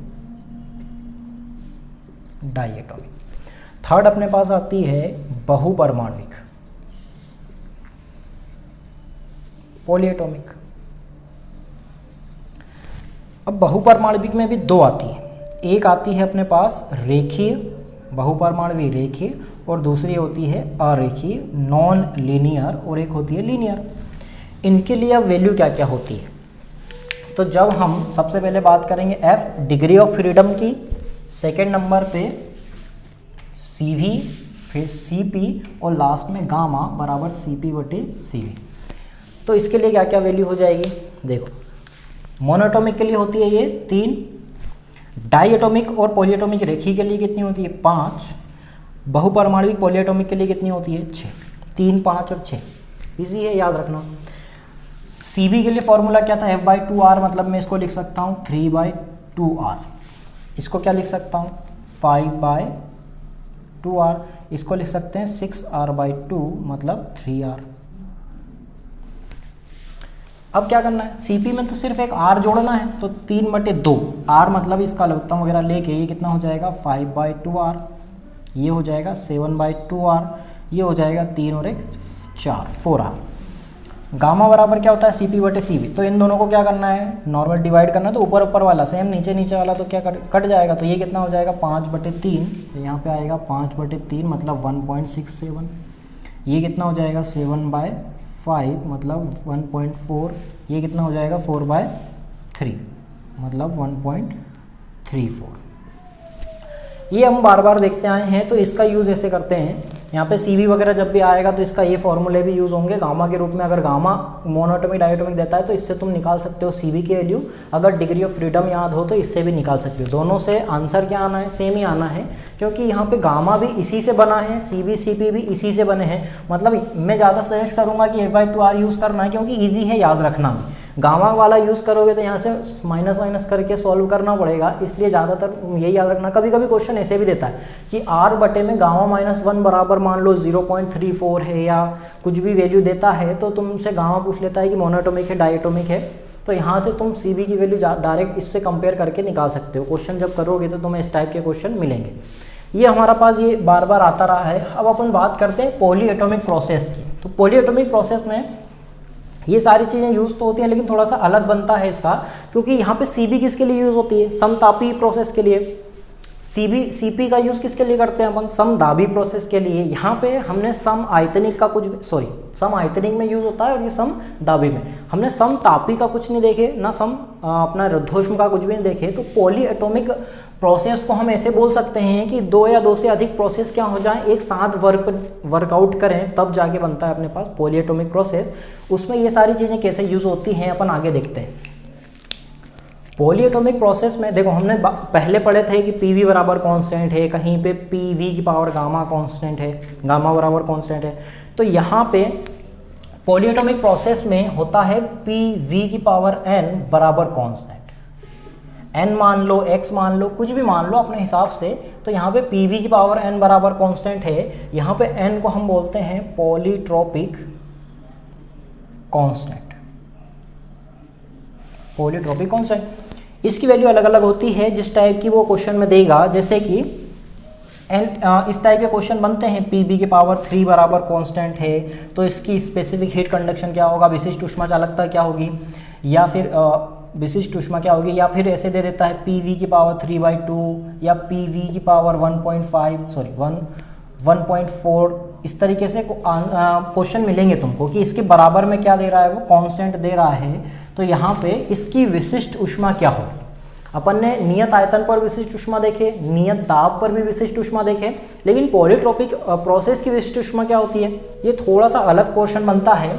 तो यहाँ पे पॉलीट्रोपिक प्रोसेस की विशिष्ट ऊष्मा क्या बनती है, Cn बराबर Cv प्लस में R बटे में गामा माइनस 1 माइनस गामा। ये होती है पॉलीट्रोपिक प्रोसेस की विशिष्ट ऊष्मा। जब भी क्वेश्चन आएगा इस टाइप के तुम्हें कांस्टेंट दिए जाएंगे तो तुम्हें डायरेक्ट यहाँ पे आएगा 1 माइनस एन, तो यहाँ पे डायरेक्ट तुम्हें n बराबर देखना है कंपेयर करके कि n बराबर 3 है, n बराबर 3/2 है, ये रख के, और Cv की वैल्यू तो हमेशा यहाँ पे क्या आएगी, जुड़ेगी, ये चेंज नहीं होती है। Cv की वैल्यू क्या आएगी, यहाँ पे कांस्टेंट आएगी। तो देख लेना कि पॉलीट्रोपिक कांस्टेंट में किस तरीके का उसने तुमसे पूछा है कि Pv की पावर कितनी दी है, उस हिसाब से तुम्हें उसकी विशिष्ट ऊष्मा निकालनी। अगर हम इस पॉलीट्रोपिक कांस्टेंट को हमारे जो अभी तक हमने प्रोसेस पढ़े थे उससे कंपेयर करें तो क्या बनता है, हम इसको जो भी चारों प्रोसेस हमने पढ़े उससे कंपेयर करके देख सकते हैं। देखो सबसे पहले हमने पढ़े थे समआयतनिक, तो समआयतनिक में n बराबर होता है इनफाइनाइट, यहाँ पे n बराबर इनफाइनाइट रखो तो 1 माइनस इनफाइनाइट, ये पूरा इनफाइनाइट का किसी में भी डिवाइड करोगे तो वो पूरी वैल्यू 0 हो जाती है। मतलब Cn बराबर क्या आएगा यहाँ पे, Cv।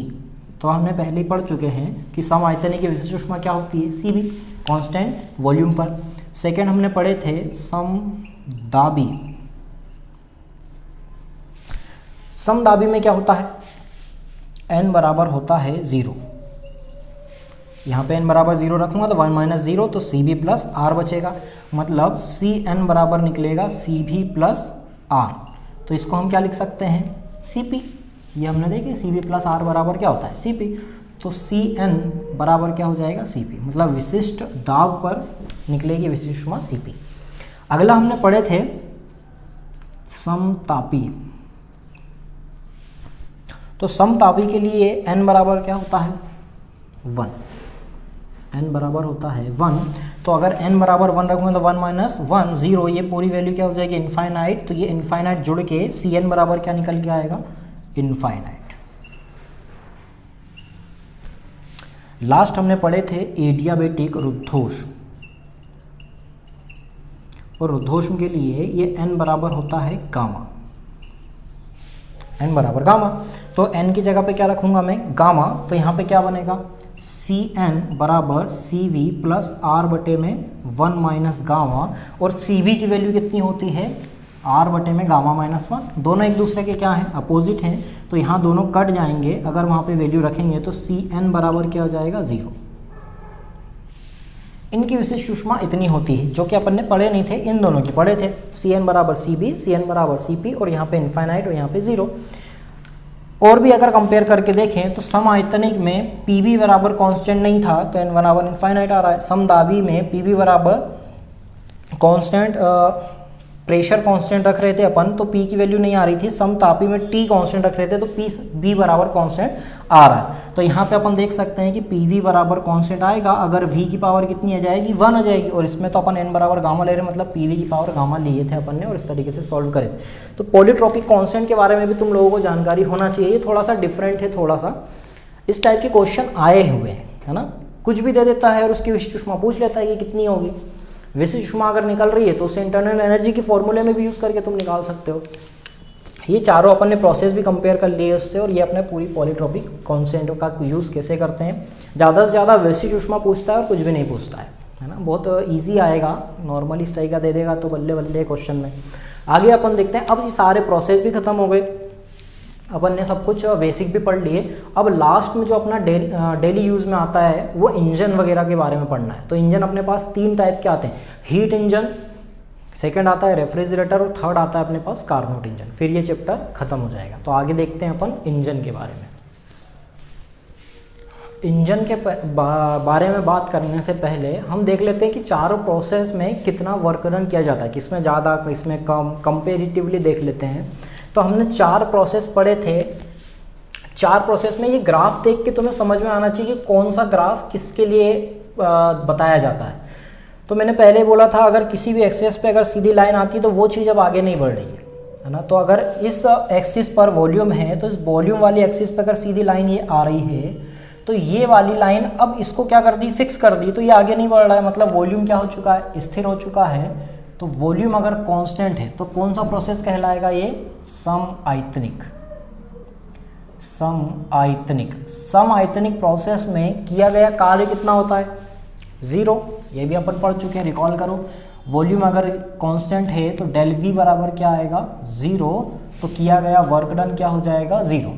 अगर वर्क डन 0 हो गया तो फर्स्ट लॉ जब अप्लाई करते हैं तो Q बराबर निकल के आता है डेल U, मतलब जितनी भी हीट तुम दोगे वो उसकी इंटरनल एनर्जी के रूप में स्टोर हो जाएगा। अब अपने पास सेकेंड वाला ग्राफ है ब्लैक वाला। ब्लैक वाली लाइन प्रेशर वाली लाइन पर क्या है, सीधी, मतलब अब प्रेशर आगे इंक्रीज नहीं हो रहा है। तो जब भी प्रेशर कांस्टेंट हुआ तो उस सिस्टम को क्या बोलते हैं अपन, समदाबी, आइसोबारिक। प्रेशर P बराबर कांस्टेंट हो गया तो इसको बोलते हैं अपन समदाबी। और समदाबी प्रोसेस में किया गया कार्य कितना होता है, W बराबर P del V, volume V2 minus V1। और जब फर्स्ट लॉ अपन अप्लाई करेंगे तो इसमें QP बराबर W प्लस डेल U, और ये निकलती है कांस्टेंट वॉल्यूम पर, ये निकल के आती है। ये वाला जो अपन फर्स्ट लॉ अप्लाई करते हैं। अगला अपने पास जो प्रोसेस आता है, देखो अगला अपने पास निकल के आता है ग्रीन वाला। अगर अपन देखें तो यहाँ पे ग्रीन और रेड कंपैरिजन करो तो अगर इस साइड में बता रहा हूँ तो ये वाला पूरा पोर्शन मान लो कि प्रसार वाला है और ये पूरा पोर्शन क्या है, संपीड़न वाला है। ठीक है, पहचानोगे कैसे, डायरेक्शन बना के देगा। तो ये वाला अगर इधर डायरेक्शन बना के दे तो ये वाला किसके लिए है, प्रसार के लिए। अगर इस साइड में डायरेक्शन बना के दे तो ये किसके लिए हो जाएगा, संपीड़न के लिए। तो डायरेक्शन बना के देगा, तुम्हें पहचानना नहीं, वो तो बना के देगा, उस हिसाब से बताना है। तो ये प्रसार वाले के लिए अगर इस तरीके का दो ग्राफ आए हैं तो मैंने पहले ही बोला था प्रसार वाले के लिए इनर साइड कौन आएगा, रुद्धोष्म, और जब संपीड़न होगा तो आउटर साइड कौन चला जाएगा, रुद्धोष्म। तो ये रेड वाली लाइन किसको बता रही है अपने पास, रुद्धोष्म को, और ये जो ग्रीन वाली लाइन है ये किसको बता रही है अपने पास, समतापी को। ये पहचानना कैसे है, तो पहचानना ऐसे है कि जो ज़्यादा वॉल्यूम के साइड प्रसार के टाइम आएगा वो रुद्धोष्म होगा, और जो भी संपीड़न के टाइम दूर साइड होगा वो क्या होगा, रुद्धोष्म होगा। तो ये ग्रीन वाला जो अपने पास थर्ड है इसको बोलेंगे अपन समतापी। कैसे पहचानोगे, स्लोप से। तो इस दौरान किया गया वर्क डन कितना होता है, 2.303 nRT log बेस पर V2 बटे V1 निकल के आता है। ठीक है, इसमें अगर अपन फर्स्ट लो लगाते हैं तो समतापी में डेल T बराबर 0 आता है तो डेल U बराबर भी 0 होता है। फर्स्ट लो जब अपन अप्लाई करते हैं तो W बराबर निकल के आता है, Q बराबर निकल के आता है W, डेल U क्या हो जाता है, 0। ठीक है, ये अपने पास थर्ड हो गया समतापी। अब अपने पास लास्ट जो आ रहा है वो रेड लाइन, अगर ये समतापी है तो ये क्या हो जाएगा, रुद्धोष्म। तो फोर्थ नंबर वाला आ गया अपने पास रुद्धोष्म। रुद्धोष्म की खास बात क्या है कि इसमें अपने हीट ट्रांसफर रोक देते हैं तो Q बराबर क्या हो जाता है, 0। और इसमें किया गया जो वर्क डन है वो कितना निकल के आता है, W बराबर स्टेट फर्स्ट की कोऑर्डिनेट्स माइनस स्टेट सेकंड के कोऑर्डिनेट्स बटे में क्या हो जाता है, गामा माइनस 1। या फिर इसी को चेंज करके अपन लिख सकते हैं NR T1 माइनस T2 बटे में क्या जाएगा, गामा माइनस 1। कोऑर्डिनेट्स है ना, फर्स्ट और सेकेंड वाले माइनस करना है। तो यह तापमान में कमी के समानुपाती होता है। जब अपन फर्स्ट लॉ अप्लाई करते हैं तो Q बराबर क्या हो जाता है, 0। तो जब अपने पास फर्स्ट लॉ बनाएंगे तो क्या बनेगा, Q 0 हो गया तो W बराबर माइनस डेल U ट्रांसफ़र करने के बाद। इसके अपन ने वेरिएशन अभी थोड़ी देर पहले ही देखे थे। तो जब इसे ग्राफ पहचानने में आ जाए तो तुम 2 या 3 ग्राफ 4 ग्राफ दे दे, सही जोड़ी में देते हैं ज़्यादातर, या एक ही में पूछ लेता है। अब अपने को ये पूछता है इस ग्राफ से कि सबसे ज़्यादा कौन से प्रोसेस में वर्क डन निकलता है। तो जिसका भी एरिया वॉल्यूम पर ज़्यादा घेर के रखेगा उसका जो भी निकलेगा वर्क डन वो सबसे ज़्यादा निकलेगा। तो अपने पास सबसे ज़्यादा किस में निकलेगा, देखो ये सीधी लाइन है, इसमें सबसे ज़्यादा एरिया इसने ढक के रखा है, सबसे ज़्यादा एरिया इसने ढक के रखा है। ये ब्लैक वाला दिख रहा होगा, सबसे ज़्यादा एरिया ब्लैक वाला ढकेगा, है ना। फिर ये ग्रीन वाला अगर बनाया जाए तो ग्रीन वाला थोड़ा सा कम एरिया ढक के रखा है, ग्रीन वाला थोड़ा सा कम एरिया है, इतना माइनस हो गया। फिर रेड वाला सबसे कम है, सबसे लास्ट में भी आ रहा है, ठीक है। और फिर ये तो सीधी लाइन हो गई, मतलब ये तो कोई एरिया ढक के ही नहीं रख रहा है। तो सबसे ज़्यादा एरिया ब्लैक वाला, सबसे ज़्यादा एरिया ब्लैक वाला, उससे कम ग्रीन वाला, उससे कम रेड वाला, और सबसे कम कौन सा जाएगा, वो अपने पास सीधी रेखा जो वॉल्यूम वाले की आ रही, मतलब सम आयतनिक वाले की आ रही। तो सबसे ज़्यादा वर्क डन किस में निकलेगा, अब अगर पहचानने में आ जाए, सबसे ज़्यादा वर्क डन समदाबी में, उससे कम किस में आएगा, समतापी में, उससे कम रुद्धोष में, और सबसे कम ये सीधी लाइन दिख रही जो अपने पास आ रही है सम आयतनिक की। तो अगर मैं वर्क डन बनाऊं तो यहाँ पे सबसे ज़्यादा वर्क डन मिलेगा मेरे को समदाबी आइसोबारिक, उससे कम समतापी, फिर उससे कम रुद्धोष, और सबसे कम अपने पास आ जाएगा सम आयतनिक। ठीक है, सिंपल है, सभी को कंपेरेटिवली पूछ ले। तो ये भी पूछ सकते हैं कि सही इसमें अपने पास ऑर्डर क्या आएगा, सबसे ज़्यादा किसका, सबसे कम किसका, इस तरीके का ऑर्डर आएगा। तो ये सारे वेरिएशन अगर साथ में अपन ग्राफ देखें तो इस तरीके से बनेगा। अब इसके बाद अपन देखते हैं अब हीट इंजन और अपने रेफ्रिजरेटर, फिर कार्नोट इंजन। टोटल हमको 3 इंजन पढ़ने हैं, जिसमें से 2 इंजन हमारे पास हैं, एक हीट इंजन और एक रेफ्रिजरेटर। रेफ्रिजरेटर को फ्रिज भी बोलते हैं, तो फ्रिज तो देखा ही होगा, चीज़ों को ठंडा करती है। हीट इंजन क्या करता है, गर्म करता है ना। तो दोनों एक दूसरे के क्या हैं, अपोजिट। तो हीट इंजन में कितनी चीज़ें होती हैं, हीट इंजन या किसी भी इंजन की बात करें तो 3 चीज़ें होती हैं। एक होता है इसके पास सोर्स, जो कि होता है हमेशा उच्च ताप पर, हाई टेम्परेचर पर, इसको मैं लिख रहा हूँ T1। फिर इससे कनेक्ट करता, मतलब एक होता है सोर्स और एक होता है अपने पास सिंक। सिंक हमेशा निम्न ताप पर होता है, लो टेम्परेचर पर, लो टेम्परेचर पर होगा, इसका मैं लिख लेता हूँ T2। सिंक हो गया, सोर्स हो गया, दोनों को कनेक्ट करने वाला एक कार्यकारी पदार्थ होता है, मैकेनिकल मैटर होता है जो वर्क करता है इन दोनों के बीच में। तो ये अपने पास एक सोर्स है, एक सिंक है, और एक आ जाएगा इसके पास कार्यकारी पदार्थ, मैकेनिकल मैटर, जो दोनों के बीच कार्य करेगा। अब ये कार्यकारी पदार्थ कार्य करेगा, मतलब कितना करेगा, W कार्य करेगा, ठीक है। सोर्स से जो भी कार्यकारी पदार्थ है वो Q1 ऊष्मा लेगा, और जिसका निम्न ताप है Q2 ऊष्मा उसको दे देगा। Q2 क्यों लिख रहे हैं, क्योंकि जितने ऊष्मा लेगा उतनी ऊष्मा हमेशा नहीं देगा, कुछ परसेंटेज में कम ही देगा। कोई भी कार्यकारी पदार्थ 100% ऊष्मा ट्रांसफ़र नहीं कर सकता है, खुद भी यूज़ कर लेता है। तो वो कितनी यूज़ करेगा, जितनी उसने अब्जॉर्ब करा है और जितनी वो ट्रांसफ़र करेगा, जितनी दोनों में अंतर आएगा वो कार्यकारी पदार्थ खुद के लिए काम करने में यूज़ कर लेगा। तो किसी भी हीट इंजन में उच्च ताप पर सोर्स होता है, निम्न ताप पर सिंक होता है, दोनों के बीच को एक जोड़ने वाला कार्यकारी पदार्थ होता है। Q1 ऊष्मा अब्जॉर्व करेगा और Q2 ऊष्मा सिंक को दे देगा, मतलब ये वाली ऊष्मा अब्जॉर्व करेगा और ये वाली ट्रांसफ़र करेगा। किसको ट्रांसफ़र करेगा, तो सिंक जो निम्न ताप पर होगा। रेफ्रिजरेटर, फ्रिज की बात करते हैं तो उसमें भी 3 पार्ट आते हैं। एक होता है सोर्स जो कि आएगा उच्च ताप पर, जिसको अपन T1 ले रहे हैं, और एक होगा सिंक जो कि निम्न ताप पर आएगा, जिसका ताप अपन ले रहे हैं T2। कार्यकारी पदार्थ होगा बीच में जोड़ने वाला इन दोनों को, कार्यकारी पदार्थ जो कि W कार्य करेगा वापस से। लेकिन रेफ्रिजरेटर ये नहीं करता है। रेफ्रिजरेटर क्या करता है, ये सिंक से जो भी वस्तु है जिसका ऊपर काम करना है उससे क्या करेगा, अब हीट और अब्जॉर्व करेगा। तो यहाँ पे Q2 ऊष्मा दी जा रही थी, तो ये Q2 ऊष्मा उससे वापस अब्जॉर्व कर लेगा और वातावरण को Q1 ऊष्मा ट्रांसफ़र कर देगा। तो ये उच्च ताप है, ये निम्न ताप है, मतलब ज़्यादा ऊष्मा यहीं पे आएगी, तो वापस से वर्क डन तो Q1 माइनस Q2 ही करना पड़ेगा। तो रेफ्रिजरेटर और हीट इंजन दोनों एक दूसरे के अपोजिट वर्क करते हैं। ये वाला क्या करता है, ये वाला ऊष्मा अब्जॉर्व करता है, उच्च ताप से निम्न ताप को देता है, और ये फ्रिज क्या करता है, निम्न ताप वाली वस्तु से ऊष्मा अब्जॉर्व करके उच्च ताप पे दे देता है। तो फ्रिज ऐसे ही तो वर्क करती है, और ठंडी है तो उसको और ठंडा करते जाती है, और हीट इंजन ठंडी वस्तु को गर्म करते जाता है। अब ये तो इनका एक फंक्शन हो गया, मतलब इनके बारे में बेसिक डाटा हो गया। अब पूछा क्या जाता है यहाँ पे कि इसका कार्यकारी गुणांक, इसको बोलते हैं दक्षता कितनी होगी और इसका कार्यकारी गुणांक कितना होगा। तो हम देखें तो यहाँ पे दक्षता कैसे निकाली जाती है, किसी भी इंजन की जो दक्षता निकाली जाती है तो दक्षता हमेशा होती है, इसको ईटा से दर्शाते हैं, दक्षता बराबर होती है किया गया कार्य एक चक्र में कितना काम करेगा और अवशोषित ऊष्मा कितनी होगी। ट्रांसफर वाली ऊष्मा का यूज अपन यहाँ पे करते नहीं है।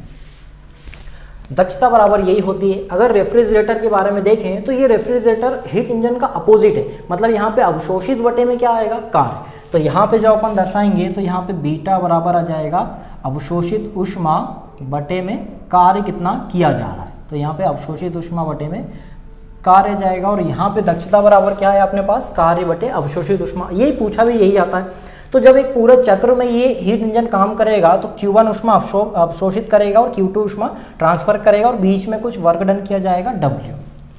तो यहाँ पे दक्षता कैसे निकालेंगे, तो दक्षता ईटा बराबर कार्य कितना कर रहा है वो W बटे में अवशोषित ऊष्मा कितनी है उसके पास Q1। यहाँ पे ट्रांसफर ऊष्मा का यूज अभी अपन करेंगे नहीं, डायरेक्ट इस फॉर्मूले में W बराबर अपन लिख सकते हैं क्या, Q1 माइनस Q2 बटे में क्या हो जाएगा Q1। इसको दोनों पोर्शन में डिवाइड करके लिखेंगे तो ईटा बराबर Q1 बटे Q1 माइनस Q2 बटे क्या आ जाएगा Q1, कट जाएगा।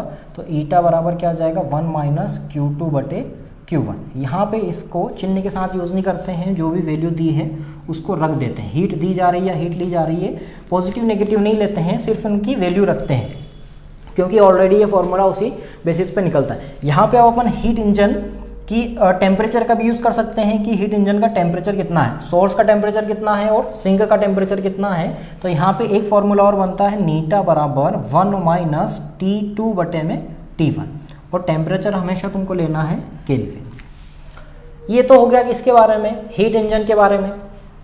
अगर हम सेम टू सेम बात करें किसके बारे में, रेफ्रिजरेटर के, तो ये तो थोड़ा सा अपोजिट है।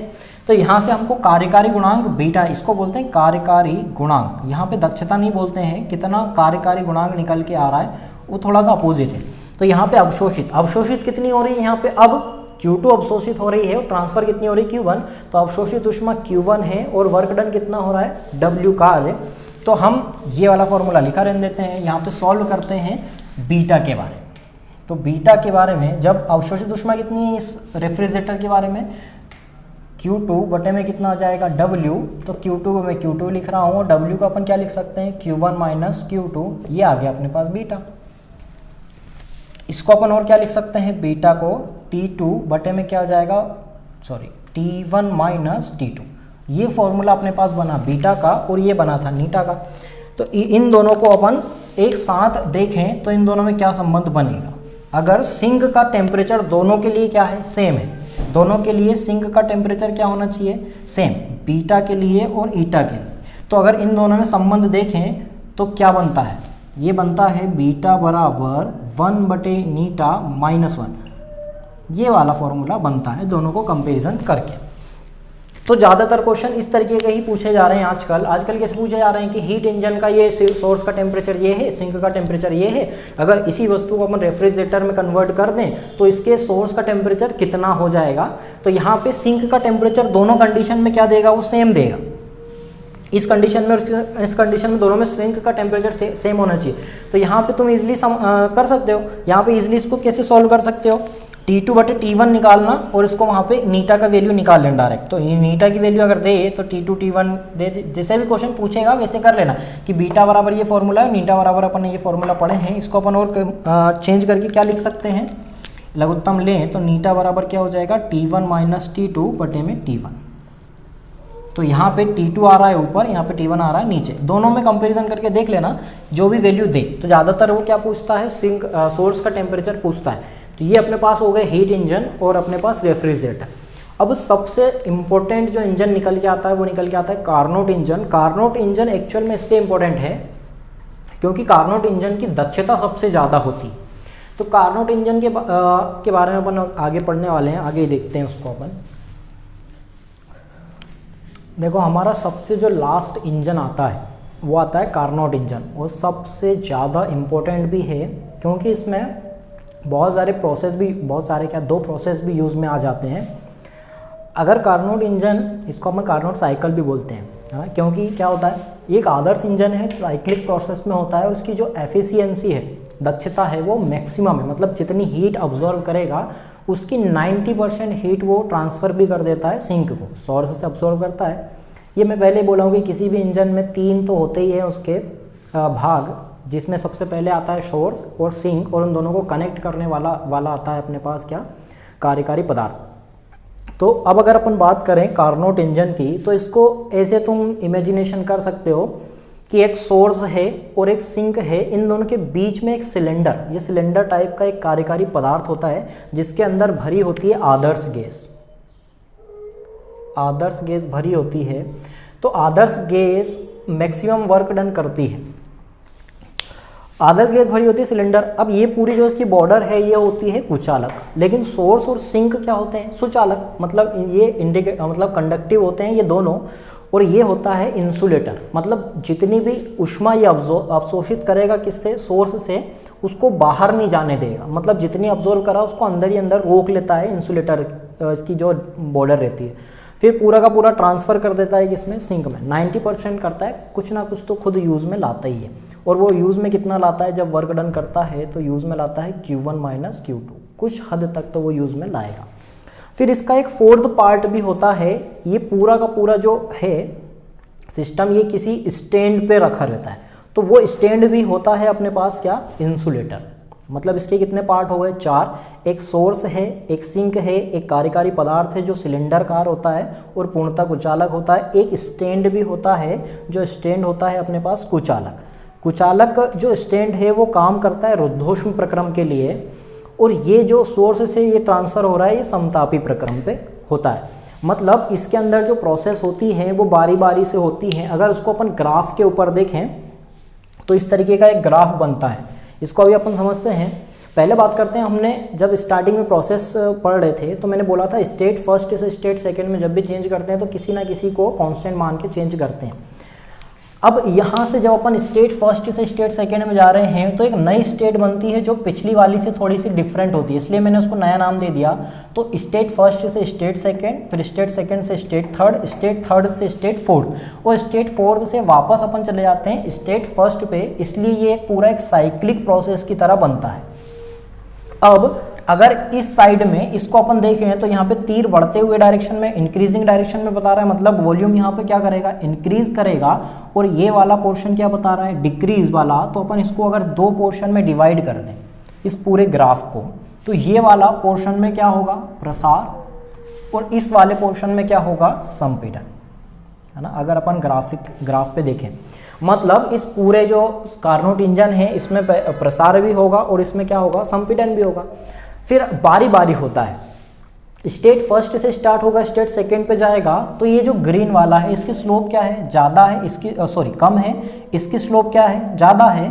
तो जिसकी स्लोप ज़्यादा वो वाला क्या होगा, जिसकी स्लोप ज़्यादा वो होगा रुद्धोष्म, जिसकी स्लोप कम होगी वो क्या हो जाएगा, अपना समतापी। तो इसके ही कंपैरिजन में ये समतापी होगा, और ये वाला रुद्धोष्म है तो ये वाला क्या हो जाएगा, रुद्धोष्म हो जाएगा। ये वाला होगा समतापी प्रसार, तो इसको मैं 1 नंबर पे लिख देता हूं, समतापी प्रसार। फिर उसके बाद ये वाला क्या होगा, दूसरे नंबर स्टेट सेकेंड से स्टेट थर्ड के बीच में समतापी की जगह जाएगा अपना रुद्धोष्म, तो ये वाला होगा रुद्धोष्म प्रसार। ये तो अपना प्रसार वाला पोर्शन इतना उधर उधर का हो गया। फिर इधर वाला क्या जाएगा, संपीड़न, तो ये वाला थर्ड क्या हो जाएगा अपने पास, थर्ड हो जाएगा समतापी संपीड़न। ये समतापी संपीड़न हो गया। फिर यहां से यहां तक ये क्या हो जाएगा, रुद्धोष्म संपीड़न, ये हो जाएगा अपने पास रुद्धोष्म संपीड़न। 4 प्रोसेस इसमें होंगी, 2 प्रसार वाली होंगी, 2 अपने पास संपीड़न वाली होगी। हीट इंजन को तुम एक सिलेंडर के तौर पे देख लो, इमेजिन करके, इमेजिनेशन किया करो। तो यहाँ पे जब प्रसार होगा तो जब सिलेंडर है वो गैस उसको क्या करेगी, धकाएगी, तो उसमें प्रसार हो गया। फिर यहाँ से रुद्धोष्म प्रसार है, उसमें थोड़ा सा प्रसार और होगा इंसुलेटर की तौर पे। फिर उसके बाद अपन संपीड़न समतापी करेंगे और उसके बाद संपीड़न और रुद्धोष्म कर देंगे। तो 4 प्रोसेस बारी बारी से काम करेगी, स्टेट फर्स्ट से स्टेट सेकेंड, थर्ड, फिर फोर्थ, और फिर फोर्थ से वापस आ जाएंगे अपन फर्स्ट पे। अगर अपन बात करें कि मान लो ये सोर्स और इसको अपने को बताना है इसके ऊपर, तो ये जो पूरा ग्राफ मान लो किसका है, कार्यकारी पदार्थ का, सिलेंडर वाला, तो इस यहाँ पे कहीं स्टैंड करेगा अपने पास क्या, सोर्स। ये मान लो सोर्स स्टैंड कर रहा है और इस साइड में मान लो यहाँ पे क्या हो रहा है, सिंक है, यहाँ पे सिंक है और उस साइड में सोर्स है। तो ये क्या करता है, कार्यकारी पदार्थ इस सिंक, इस सोर्स से जो कि T1 टेम्परेचर पे है ऊष्मा अवशोषित करेगा, ठीक है, अवशोषित करेगा, जो भी इसमें फंक्शन होगा वो होगा और ये ट्रांसफर कर देगा किसको, अपने पास सिंक को। इसने दे दिया किसको, सिंक को, जो कि T2 टेम्परेचर पर है।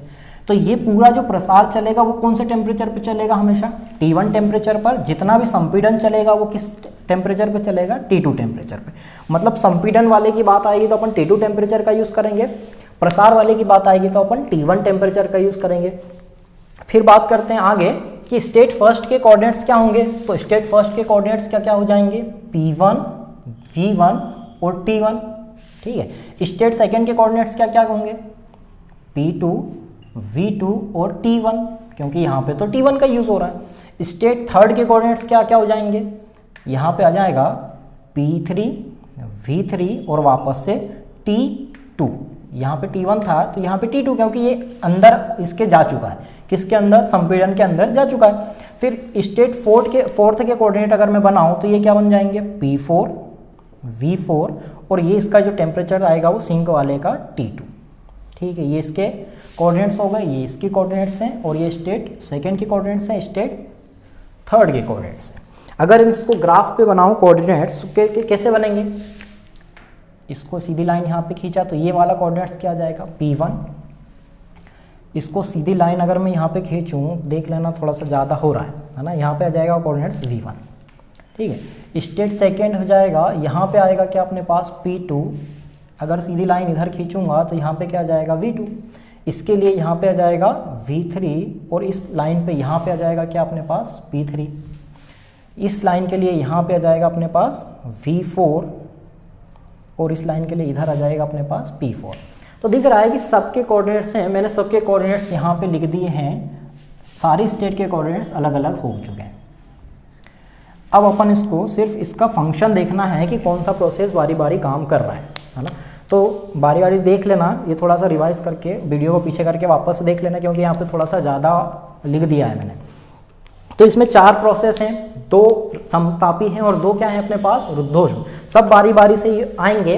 पहले मैं इसको मिटा देता हूँ। हमारे पास कितने प्रोसेस हो चुके हैं अब, 4। सबसे पहला है अपने पास समतापी प्रसार है और लो संपीड़न। सेकेंड नंबर पे है अपने पास रुद्धोष्म, एडियाबेटिक एक्सपेंशन। थर्ड है अपने पास समतापीय संपीड़न, समतापी संपीड़न। 4th नंबर यहाँ पे लिख रहा हूँ, 4th क्या है अपने पास, रुद्धोष्म संपीड़न। रुद्धोष्म संपीड़न भी हो गया। अब ये देखो काम कैसे करता है। ये पहला जो कार्य होगा उस दौरान ये क्या करेगा, W1 Q1 अब्जॉर्ब करेगा और इस कार्यकारी पदार्थ में चला जाएगा। ये 2 तरीके से काम करेगा, प्रसार रुद्धोष्म और समतापी वाला, और संपीड़न फिर संपीड़न, और ये इतना रिलीज कर देगा। तो कैसे करता है, देखो अपन ने पहले ही पढ़े थे कि समतापी में क्या होता है, समतापी वाले में डेल U बराबर होती है 0 और Q बराबर हो जाता है अपने पास W। स्टेट फर्स्ट में जितना काम करेगा वो W1 करेगा, अब्जॉर्ब ऊष्मा कितनी हो जाएगी, Q1, मतलब Q1 बराबर कितना हो जाएगा, W। अब जब कभी भी प्रसार होता है तो उसमें किया गया कार्य कितना होता है, पॉजिटिव, तो W1 बराबर क्या आ जाएगा अपने पास, पॉजिटिव, ठीक है। रुद्धोष्म प्रसार में भी किया गया कार्य तो पॉजिटिव ही होगा, लेकिन इस दौरान Q बराबर क्या हो जाता है, 0। रुद्धोष्म की खास बात है। तो ये W2 बराबर कितना हो जाएगा, माइनस डेल U। अभी याद हो, रिवाइंड करना कि W2 बराबर हो जाता है अपने पास डेल U, मतलब कि अगर कार्य पॉजिटिव है तो इंटरनल एनर्जी घटेगी। तो पहले तो इस कार्यकारी पदार्थ की Q1 अब्जॉर्व करके ये काम करता है, इसमें अब्जॉर्व कर लेता है, तो इसकी इंटरनल एनर्जी क्या हो जाएगी, बढ़ेगी घटेगी। ये डिफाइन करता है ये वाला रुद्धोष्म प्रसार और रुद्धोष्म संपीड़न। ये डिफाइन करेगा अपने पास ऊष्मा का अवशोषण, कि कितने ऊष्मा अवशोषित हो रही है या रिलीज हो रही है। ये वाला अपने पास फर्स्ट हो चुका है, इसके बराबर हो रहा है। सेकेंड वाला अपने पास इसके बराबर हो रहा है। अब समतापी संपीड़न की बात करें तो समतापी संपीड़न में क्या होता है, वापस से यहाँ पे वही फंक्शन आ जाएगा, लेकिन यहाँ पे थर्ड वाला अपना काम कितना हो जाएगा, W3, वापस से डेल U कितना हो जाएगा, 0, तो इस दौरान W3 बराबर हो जाएगा Q2, है ना। लेकिन संपीड़न में किया गया काम कितना होता है, नेगेटिव, तो यहाँ पे हो जाएगा नेगेटिव, तो ये वाले दोनों क्या आएंगे, नेगेटिव नेगेटिव, तो W3 भी नेगेटिव और Q2 भी क्या आएगा, नेगेटिव। इसके बारे में भी बात करते हैं अपन। रुद्धोष्म संपीड़न में वापस से Q2 बराबर क्या हो जाएगा, 0, यहाँ पे कितना हो जाएगा, Q1 बराबर 0, तो ये किसके बराबर हो जाएगा, W4 बराबर माइनस डेल U। लेकिन संपीड़न में किया गया कार्य W4 बराबर नेगेटिव आएगा, तो इसकी इंटरनल एनर्जी क्या होगी, या पॉजिटिव, मतलब W4 अगर नेगेटिव है तो इसकी इंटरनल एनर्जी क्या हो जाएगी, पॉजिटिव, क्योंकि दोनों एक दूसरे के क्या होते हैं, व्युत्क्रमानुपाती होते हैं। ऐसे फंक्शन करते हैं ये सारे प्रोसेस। पहले अवशोषित ऊष्मा कार्य में चेंज हो जाएगी, फिर कार्य इंटरनल एनर्जी में चेंज हो जाएगा, फिर अगला कार्य जो भी करेगा वो वापस से हीट रिलीज कर देगा। अब वापस से जो हीट रिलीज करा है वो इसकी इंटरनल एनर्जी बढ़ा देगा, मतलब पहले इसकी इंटरनल एनर्जी से फिर इसकी इंटरनल एनर्जी में स्टोर हो जाएगा। इस तरीके से कार्नोट इंजन काम करता है। फिर अगर अपन बात करें इसका, ये तो थ्योरेटिकल हो गया, इसके अब अपन बात करते हैं फॉर्मूला बेस्ड। तो फॉर्मूला बेस्ड अगर अपन जब बात करते हैं तो ये पूरा फंक्शन है, ये नेगेटिव, ये कार्य भी क्या होगा अपने पास, W2 पॉजिटिव, मतलब दो काम है अपने पास पॉजिटिव, दो वाले हैं अपने पास नेगेटिव। ये दोनों हमेशा एक जैसे बराबर काम करेंगे। ये काम करेगा हमेशा टेम्परेचर पर, ठीक है, ये वाला भी काम करेगा किस पे, टेम्परेचर पर। ये दोनों काम करेंगे किस पे, PV पर, ये भी काम करेगा किस पे, PV पर, वॉल्यूम प्रेशर पर। तो इसमें किया गया कार्य इसके बराबर है, हीट के बराबर। तो इसमें कार्य का फॉर्मूला क्या होता है अपने पास, W1 बराबर 2.303 NR T1 और लॉग बेस पर क्या आ जाएगा, V2 बटे V1, क्योंकि इसके कोऑर्डिनेट्स क्या हैं, V1 V2, V2 से V1 में चेंज आ रहा है, V1 से V2 चेंज आ रहा है। रुद्धोष्म प्रसार में किया गया कार्य का फॉर्मूला क्या था, टेम्परेचर के रिगार्डिंग W बराबर NR T1 माइनस T2 बटे में क्या हो जाएगा, गामा माइनस 1, मतलब ये सोर्स और सिंक के बीच T1 और यहाँ पे आ जाएगा अपने पास T2, इनके बीच काम करेगा रुद्धोष्म के, और ये वाला काम करेगा अपने पास प्रेशर वॉल्यूम पर। समतापी संपीड़न की बात करें तो इसके लिए नेगेटिव काम है, वापस से नेगेटिव ऊष्मा रिलीज हो रही है ना, उधर से अवशोषित हो रही, रिलीज हो रही, साइन अपने को समझ में आ रहा है। तो इसके लिए कार्य का फॉर्मूला क्या आएगा, वापस से W3 बराबर 2.303 NR T2 का यूज करूंगा मैं यहाँ पे, क्योंकि अब बात अपन संपीड़न की कर रहे हैं। संपीड़न वाले एरिया में T2 का यूज हो रहा है। यहाँ पे क्या आ जाएगा, लास्ट में लोग V4 बटे V3 आ जाएगा। V4 बटे V3 का यूज क्यों कर रहा हूँ, क्योंकि देखो V3 से ये जा रहा है कहाँ पे, V4 पे, है ना, इसके कोऑर्डिनेट्स क्या आ जाएंगे अपने पास, V4। तो ये अगर अपन बात करें समतापी वाले की, तो V3 से कहाँ पे जा रहा है, वो V4 पे जा रहा है, तो यहाँ पे अपन V4 बटे V3 लिखेंगे। रुद्धोष्म संपीड़न में किए गए कार्य का फॉर्मूला क्या आ जाएगा, वापस से W4 बराबर इसको अपन T के फॉर्म में लिख रहे हैं, तो NR T2 माइनस T1 बटे में क्या आ जाएगा, गामा माइनस 1। अब यहाँ पे T2 माइनस T1 क्यों लिख रहा हूँ, क्योंकि यहाँ पे स्टेट सेकेंड यहाँ T2 है और T1 में कन्वर्ट करेगा ना, यहाँ से T2, इसके कोऑर्डिनेट्स क्या है T2 और इसके कोऑर्डिनेट्स क्या है अपने पास T1, तो T2 से T1 में जाएगा, तो यहाँ पे अपन T2 माइनस T1 लिखेंगे। ये सभी के अपन ने कार्य के फॉर्मूले भी लिख लिए, ठीक है। अब दो काम ऐसे हैं इसमें जो कैंसिल हो जाएंगे, वो कौन कौन से होंगे, रुद्धोष्म वाले, क्योंकि ये T1 माइनस T2 है और ये क्या है T2 माइनस T1 है, दोनों एक दूसरे के क्या हैं, अपोजिट, तो ये वाले काम क्या हो जाएंगे, कैंसिल, ये वाले वर्क डन 0। रुद्धोष्म में किया गया कार्य 0 है, लेकिन समतापी एक दूसरे को कैंसिल नहीं करेंगे, क्योंकि इसके कोऑर्डिनेट्स ही अलग अलग हैं, T1 T2 है, V2 और यहाँ पे ये V4 V3 है। तो ये समतापी प्रसार और समतापी संपीड़न में किया गया कार्य दोनों का मिला के 0 नहीं होगा, लेकिन रुद्धोष्म प्रसार और रुद्धोष्म संपीड़न का मिला के कार्य कितना हो जाता है, 0। मतलब ये वाला कोई मतलब का नहीं है और ये वाला भी कोई मतलब का नहीं है, सिर्फ यहाँ पे ये दोनों ही वर्क करते हैं। ये सिर्फ इंटरनल एनर्जी में ट्रांसफर करने के लिए यूज होता है रुद्धोष्म प्रसार।